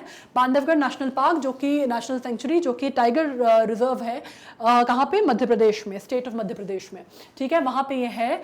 और sandstone sculpture of the reclining lord Vishnu has been restored by Indian national trust for art and cultural heritage. इसमें अभी थोड़ा सा वेयर एंड टेयर हो गया था तो उस पर रेस्टोरेशन का काम जो है वो चल रहा है इसका, और ये करा गया है national trust for art and cultural heritage के द्वारा, ठीक है। जैसे मैंने कहा बांधवगढ़ नेशनल पार्क में पाया गया है ये मतलब काफ़ी सालों से, 1000 साल से भी ज़्यादा माना जाता है। कौन सी डायनेस्टी मानी जाती है? कल्चुरी पीरियड का माना जाता है, 8th सेंचुरी का माना जाता है, तकरीबन 8th सेंचुरी में इसका निर्माण किया गया था, ये माना जाता है। और सैंडस्टोन को काट के इसका निर्माण किया गया था और सिंगल पीस ऑफ सैंडस्टोन को काट के इसका निर्माण किया गया था, ठीक है। इसको शलया भी बोला जाता है, शल्या भी बोला जाता है। Sculpture belongs to Kalachuri period and feudatories of the Rashtrakutas at the central part of India. Rashtrakutas जब हम बात करते हैं तो राष्ट्रकूटाज आपको मालूम होगा, we are talking about dynasties, और ये राष्ट्रकूटाज बहुत फेमस माने जाते हैं। जब हम बात करते हैं कन्नौज की आपने मालूम होगा, अगर आपको कन्नौज एनेक्सेशन का आइडिया होगा तो आपने ये वर्ड ज़रूर सुना होगा। और इसके लिए कहा जाता है कि 3 जो थे, मतलब उसमें कन्नौज के टाइम पे बहुत इंपॉर्टेंट माना जाता है। जब हम बात करते हैं पाल्स की, प्रतिहार्स की और राजकुटास की, तो ये बहुत इंपॉर्टेंट माने जाते हैं, ठीक है। तो उनके द्वारा ये कहा जाता है कि जो सेंट्रल इंडिया में उनका राज था, उस ज़माने की हम बात कर रहे हैं। अब हम आ जाते हैं Indian diplomats to boycott Beijing winter Olympics. India announces diplomatic boycott of the Beijing winter Olympics over Galwan row although it will send an athlete to the event। अब ये माना जा रहा है कि जो डिप्लोमेटिक हैं हमारे यहाँ के जो डिप्लोमैट्स हैं वो बॉयकॉट करेंगे बीजिंग विंटर ओलंपिक का, क्योंकि गालवान वैली में जो अभी जिस तरह की चीज़ें चल रही हैं, जिस तरह की प्रॉब्लम्स हमारे यहाँ चल रही हैं, जिस तरह के मिलिट्री आपको मालूम है डिस्टर्बेंसेस चल रहे हैं, उसके तहत इंडिया ने कहा है कि वो बॉयकॉट करेगा बीजिंग ओलंपिक्स को, बीजिंग विंटर ओलंपिक्स को। लेकिन हमारे यहाँ के जो एथलीट्स हैं वो वहाँ जाकर पार्टिसिपेट कर सकते हैं। India oppose China's decision to field People's People's Liberation Army soldier involved in June 2020 Galwan clashes as a torchbearer for the Winter Olympic Games in Beijing. India ने काहे को अपोज किया है बेसिकली कि चाइना ने डिसीजन लिया था to feel People's Liberation Army soldier जो कि 2020 में है ना गलवान क्लैश में इन्वॉल्व थे, उनको उन्होंने कहा है कि वो फील करना चाह रहे थे एज अ टॉर्च बेयरर।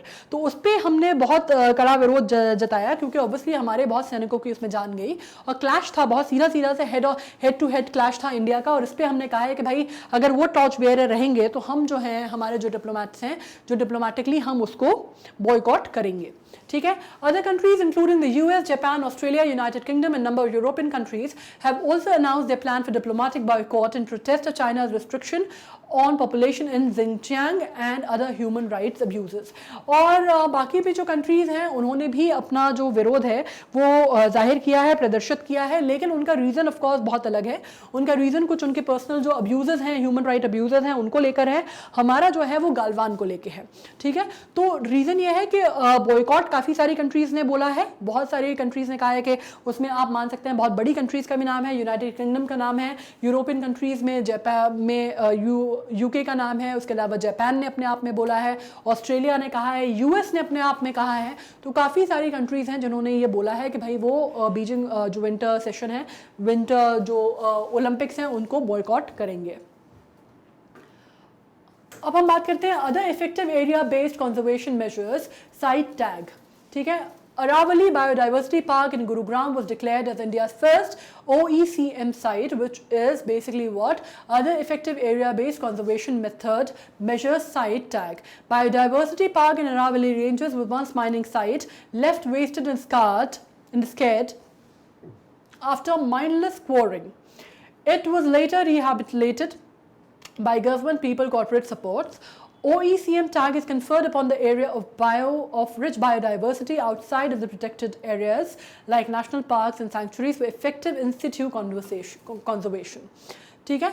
तो इसमें जब हम बात करते हैं अरावली रेंजेस की, अरावली रेंजेस हमको मालूम है कि हम बात कर रहे हैं कहाँ की, हम बात कर रहे हैं दिल्ली से लगी हुई है ये अरावली रेंजेस। और इसमें बहुत ज़्यादा जो है इसको पहले OECM साइट का दर्जा दिया गया है। ये वो साइट्स होती हैं जो कि बेसिकली नेशनल पार्क या सेंचुरी तो नहीं है, लेकिन इनकी जो दोबारा इनको स्थापित करने में या वापस इनको फॉरेस्टेशन में या इनको वापस स्थापित करने में बहुत लोगों का योगदान होता है, जिसमें कॉर्पोरेट्स भी होते हैं, लोकल लोग भी होते हैं, सरकार भी होती हैं, और वापस इनका दर्जा जो है इनको हासिल कराने की कोशिश की जाती है। और बायोडाइवर्सिटी के नज़र से देखा जाए तो बहुत ही इंपॉर्टेंट साइट्स ये मानी जाती हैं। ठीक है। अब इस पर बहुत लोगों का सपोर्ट है, बहुत लोगों का योगदान है। और इनने अरावली रेंजेस को, जो कि पहले माइनिंग की वजह से बहुत ज़्यादा डिफॉरेस्टेशन हुआ, वहाँ पे बहुत ज़्यादा उसको वेस्ट किया गया, स्कार हो गई, माइंडलेस जो उसकी क्वायरिंग थी बहुत ज़्यादा हुई है, डिफॉरेस्टेशन है बहुत ज़्यादा हुआ है, उसकी खुदाई बहुत ज़्यादा हुई है वहाँ पर, तो बिल्कुल तहस नहस हो गई थी। अब उसके रेस्टोरेशन का काम जो है वापस चालू किया गया है और रिहेबिलिटेशन का काम गवर्नमेंट के तहत दोबारा चालू किया गया है, जिसमें सबने अपना अपना योगदान दिया है। ठीक है। OECM टैग जो है वो कन्फर किया जाता है उन एरियाज़ को जो कि रिच होते हैं बायोडाइवर्सिटी में, लेकिन वो प्रोटेक्टेड एरियाज़ के बाहर होते हैं। जैसे मैंने कहा कि नेशनल पार्क एंड नेशनल सैंक्चुरीज़ के बाहर होते हैं, लेकिन उनका कंजर्वेशन अहमियत रखता है इन टर्म्स ऑफ बायोडाइवर्सिटी। अब हम बात करने वाले हैं परम। जैसे आपको मालूम है कि परम 8000 इंडिया का पहला सुपर कंप्यूटर माना जाता है, राइट। और उसी के आगे बढ़ते हुए, आगे चलते हुए अब हमारे जो कंट्री है उसने पहला जो इंस्टॉल किया गया है, कमीशन किया गया है इंडियन इंस्टीट्यूट ऑफ साइंस में, IISc जिसको हम बोलते हैं, आ गया है उसके आगे परम प्रवेगा जो सुपर कंप्यूटर माना जाता है। अपने तौर का सबसे बड़ा, सबसे सक्सेसफुल और लार्जेस्ट है जो कि इंडियन एकेडमिक इंस्टीट्यूशन में स्थापित किया गया है। ठीक है। सबसे पावरफुल सुपर कंप्यूटर माना गया है जो आज तक बना है इंडिया में, और इसको IISc में कमीशन किया गया है under national super computing mission के तहत। ठीक है। ये हम बात कर रहे हैं बहुत ही रिसेंटली फरवरी 2022 की ही बात कर रहे हैं। ठीक है। NSM was launched to enhance the research capacity and capabilities of the country by connecting them to form a super computing grid with national knowledge network as backbone। ठीक है। NSM को लॉन्च किया गया था किसके तहत? इनहेंस किया गया था, चाहे वो रिसर्च कैपेबिलिटीज़ को, रिसर्च जो कैपेसिटी है वो देश की वो बढ़ा सके और कंट्री को कनेक्ट कर सके from the supercomputing model से of the supercomputing grid के तहत with national knowledge network as a backbone. तो अभी हम बात करने वाले हैं इसकी, आप यहाँ पे देख सकते हैं, ये है पिक्चर परम प्रवेगा की। ठीक है। अब हम बढ़ते हैं आगे। अब अपन बात करने वाले हैं हेलीबोन सर्वे की, जो टेक्नोलॉजी की बात करने वाले हैं। सेंट्रल ग्राउंड वाटर बोर्ड जो कि CGWB की, उसने हेलीबोन सर्वे लिया है जो कि सर्टन एरिड या जो सेमी एरिड, मतलब सूखे या थोड़े से सेमी एरिड एरियाज हैं वहाँ पे लिए गए हैं। और कौन से एरियाज आते हैं उसमें हमारे यहाँ, उसमें राजस्थान आ जाता है, गुजरात आ जाता है, हरियाणा आ जाता है। और उसमें देखा गया है जो ग्राउंड वाटर मैनेजमेंट जो है, एरिया जो ड्राई एरियाज हैं या सेमी ड्राई एरियाज हैं, उनका देखा गया है और उनकी रेगुलेशन स्कीम पे वर्क करने की बात की गई है। अब जब हम हेलीबॉर्न सर्वे की बात करते हैं तो वो बेसिकली क्या है, हेलीबॉर्न सर्वे टेक्नोलॉजी का मतलब क्या है? इसका मतलब ये है कि हाई रेजोल्यूशन 3D इमेजेस दिए जाएंगी सब सरफेस की, जो कि 500 मीटर डेप्थ तक की हम बात कर रहे हैं, बिलो द ग्राउंड, ठीक है। और उसके बाद देखा जाएगा कि पोटेंशियल ग्राउंड वाटर कहाँ पर है और कहाँ पर नहीं है, या पोटेंशियल ग्राउंड वाटर के सोर्सेज कहाँ पर मिल रहे हैं या नहीं मिल रहे हैं। क्योंकि हम बात कर रहे हैं बहुत ही ड्राई रीजन्स की, तो ये जो है ये हमें थोड़ी सी हमारी टेक्नोलॉजिकली हेल्प करेगा ये पता करने में कि पानी का जो स्रोत है वो कहाँ पर है और कहाँ पर नहीं है ज़मीन के अंदर। हम बात करने वाले हैं तकरीबन in the depth of 500 metre, which is a very reasonably fair depth to go into, ठीक है। It is being employed by CSIR to map ground water sources in arid regions and utilise ground water for drinking purposes. अब इससे क्या होगा, सबसे important चीज़ ये होगी कि जो खुदाई में जो मेहनत लगती थी, जो इंडिजिनस लोग जो करते थे, वो थोड़ा सा उनका काम जो है वो मैकेनाइज्ड हो जाएगा और फास्ट हो जाएगा और हेल्प करेगा कि आपकी जब आपको बिल्कुल क्लियर कट 100% आपको आइडिया हो जाएगा कि भाई यहाँ पे अगर आप खुदाई करेंगे तो पानी मिलेगा, राइट। तो वो आप जो ड्राई एरियाज में जब आप खुदाई करेंगे आपको 3D रेजोल्यूशन इमेजेस मिल जाएंगी, तो आपको कंफर्म हो जाएगा कि यहाँ पे खुदाई करने पे पानी मिलेगा। तो वो पानी जब आप खुदाई करेंगे वहाँ पर, तो आप उसको यूटिलाइज कर पाएंगे। वो जो ग्राउंड वाटर होगा, काहे के लिए, जो पानी पीने का जो ड्रिंकिंग वाटर है, जो उसकी स्कासिटी है ड्रिंकिंग वाटर की, वो दूर करने में मददगार होगा और इस वजह से ये बहुत इंपॉर्टेंट माना जा रहा है। अब अपन आ जाते हैं सैफरन बोल प्रोजेक्ट पे। सैफरन, जैसे आपको मालूम है, केसर या ज़ाफ़रान बहुत महंगा होता है, बहुत महंगा स्पाइस माना जाता है, ज़्यादातर कश्मीर बेल्ट में लगता है और इतना महंगा माना जाता है कि एक टाइम पे कहा जाता था कि भाई सोना और ज़ाफ़रान दोनों तोले से बिकता है ना। अभी भी बहुत इंपॉर्टेंट है। Efforts are being made by north east centre for technological application and reach to expand saffron bowl of India, earlier confined only to Kashmir, to parts of North East। अब इस पे थोड़ा सा वर्क किया जा रहा है क्योंकि ठंडी जगहों पे, ठंडे प्रांतों में लगता है ना। तो पहले जो था सैफरन बोल जो था वो माना जाता था कि सिर्फ कश्मीर, जैसा मैंने कहा। तो अभी थोड़ा सा इस पर टेक्नोलॉजिकली एडवांसमेंट पे वर्क किया जा रहा है कि भाई ये नॉर्थ ईस्ट में भी इसका कल्टिवेशन जो है वो किया जा सके, क्योंकि बहुत बड़ी इंडस्ट्री मानी जाती है इंडिया का। जो कश्मीर है, जो इंडिया का जो केसर है, बहुत अच्छी क्वालिटी का माना जाता है और बहुत बड़ी इंडस्ट्री मानी जाती है। तो उसको एक तरह से एक्सपैंड करने का या बढ़ाने का कोशिश या बढ़ाने की कोशिश की जा रही है कि वो कश्मीर के अलावा भी दूसरी जगहों पे भी उसका कल्टीवेशन बिजनेस के तौर पे किया जा सके, जिसमें नॉर्थ ईस्ट पे ध्यान दिया जा रहा है, ठीक है। North East saw the successful cultivation of saffron for the first time in Yangyang village of South Sikkim. एक जगह पे साउथ सिक्किम के एक छोटा सा गांव है, वहाँ पे देखा गया कि भाई कल्टीवेशन जो था, प्रोफेशनल कल्टीवेशन किया गया सैफरन का और वो सक्सेसफुल रहा।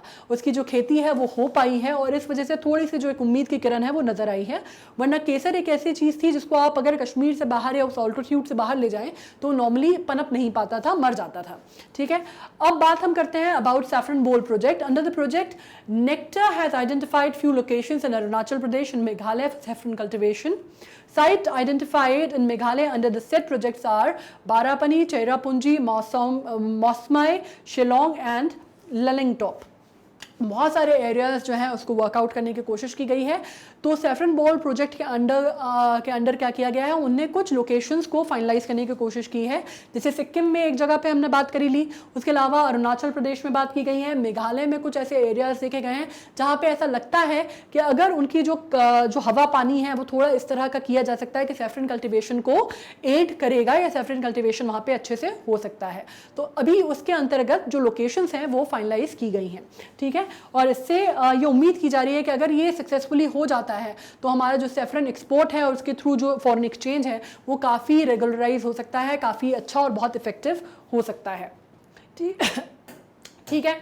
इसके साथ हम आते हैं एंड पे स्नाइपेट्स के, जो कि हमने न्यूज़ करी जनवरी और फरवरी के, ठीक है। ऑब्वियसली और भी न्यूज़ होंगी, और भी सारी चीज़ें होंगी जो हम पता कर सकते थे, पढ़ सकते थे, और आप इसके साथ और भी चीज़ें पढ़ सकते हैं, राइट। ये वो चीज़ें हैं जो हमें पता चली, जो हमें लगता है कि हमने देश विदेश सब जगह की कवर करने की कोशिश की है IGKO के हिसाब से। आपको अगर इसको वापस रिवाइज करना है, पीछे जाना है, पढ़ना है, तो what you can do is, आपको मालूम है आपको हमारी साइट पे जाना है magnetbrains.com। आप वहाँ जाएंगे, लॉगिन करेंगे। हमारी साइट पे आपको KG से लेके 12 से लेके NTSE से लेके ओलंपियाड से लेके नीट से लेके सब कुछ मिलेगा, है ना, सब कुछ मिलेगा। आपको GK जैसे जाना है IGKO, आप IGKO पे जाएंगे, लॉगिन करेंगे, आपको इस तरह का पेज IGKO का खुल जाएगा। इसमें इंग्लिश मिलेगा, मैथ्स मिलेगा, केमिस्ट्री मिलेगा, और यहाँ आप देखेंगे तो GK मिलेगा। GK का अपन को देखना है, आपने इसको वॉच नाउ किया, ओपन किया। देखिए, जो भी जितने भी कंटेंट है हमारा, जो भी हम पढ़ाई करते हैं, जो भी मैंने आपको बताया है, चाहे वो करंट अफेयर्स हो, चाहे वो कंटेंट हो, चाहे वो आपका लाइफ स्किल्स हो, जितने भी कंटेंट हैं वो आपको सीक्वेंस में जमे हुए मिलेंगे, ठीक है। आपको कुछ नहीं करना है, आपको सिर्फ स्क्रॉल करना है, और जो भी आपको पढ़ना है आप वो ओपन करेंगे और आप पढ़ सकते हैं। जैसे अभी अपन स्निपेट्स कर रहे हैं, आपने स्निपेट्स का वीडियो खोला, आप उसमें जो भी आप पढ़ना चाहते हैं वो आप कवर कीजिए। मोर वीडियोस देखने हैं आप आगे का देख सकते हैं, नेक्स्ट देखना है आप नेक्स्ट देख सकते हैं। तो ये क्लियर हो गया कि हमें किस तरह से पढ़ना है। अब एक और चीज़ है कि हिंदी के जो स्टूडेंट्स थे वो अक्सर हमें कंप्लेन कर रहे थे कि भाई जो भी है वो सब अंग्रेजी में है, हम हिंदी वालों को बिल्कुल मौका नहीं मिलता। तो अब वो भी आपकी जो समस्या है वो बिल्कुल पूरी तरह से दूर हो गई है। अब आ गया है हिंदी में हमारा जो चैनल है वो एक्सक्लूसिव चैनल हिंदी के जो स्टूडेंट्स हमारे उनके लिए आया है। आपको बिल्कुल भी ऐसा नहीं लगेगा कि कहीं आपकी कोई एजुकेशन मिस हो रही है। आपको पूरी, जैसे A to Z आपको इंग्लिश चैनल्स पे मिलता है, वैसे ही आपको पूरी जानकारी A to Z आपको हिंदी चैनल में भी मिलेगी, और सारे सब्जेक्ट वैसे ही कवर किए जाएंगे, ठीक है। अब बात कर लेते हैं अपन अपने ओलंपियाड स्केड्यूल की। तो आपको मालूम है मंडे, ट्यूसडे, वेडनेसडे 3 दिन आते हैं हफ्ते में। मंडे सुबह 10 बजे से स्टार्ट हो जाता है। 10 बजे आता है अपना IEO जो कि इंग्लिश का है, फिर 1 बजे आता है IMO, 4 बजे आता है NSO, और 7 बजे शाम को आता है अपना IGKO। तो ये तो अभी तक आपने रिमाइंडर सेट कर ही लिया होगा। प्रीमियर आपको पता चल ही जाता है कि कब वीडियोस आते हैं, तो जो भी वीडियोस आते हैं आप वो बिल्कुल देख सकते हैं, और जो भी आपकी जानकारी है वो आपको मिल जाती है। YouTube पे आपको मालूम है कि YouTube पे भी आपको हमारा पूरा सीक्वेंस वाइज मिलता है। आपको कोई सब्सक्रिप्शन फीस नहीं देनी है, आपको कोई पैकेज नहीं खरीदना, आपको कुछ नहीं करना, आपको सिर्फ बैठना है, आराम से पढ़ाई करनी है, और हमारे साथ साथ चलते जाना है, ठीक है। आपको लाइक, शेयर एंड सब्सक्राइब करना है, ताकि आपके जो फ्रेंड्स हैं, जो और भी ये पढ़ाई कर रहे हैं, उनको पता चले और उनको भी क्वालिटी एजुकेशन मिल सके, बिल्कुल आप ही की तरह फ्री में, है ना। एजुकेशन बांटने वाली चीज़ है। एजुकेशन जितना हम उसके बारे में पढ़ेंगे, जितना ज़्यादा हम एक दूसरे से बांटेंगे, नॉलेज शेयर करेंगे, उतनी नॉलेज बढ़ती है। अभी अपन ने स्नाइपेट्स किया है, इसके बाद अपन कोई और टॉपिक करने वाले हैं GK का। तो इस तरह आपको बिल्कुल टेंशन नहीं है, अपन धीरे धीरे करके पूरा GK का जो सिलेबस अपना वो कवर कर लेंगे, ठीक है। तो अब अपन मिलेंगे नेक्स्ट टॉपिक के साथ। ये आप पहले ब्रशअप कीजिए। So bye then stay tuned, stay healthy, stay very well and study very hard. Thank you so much.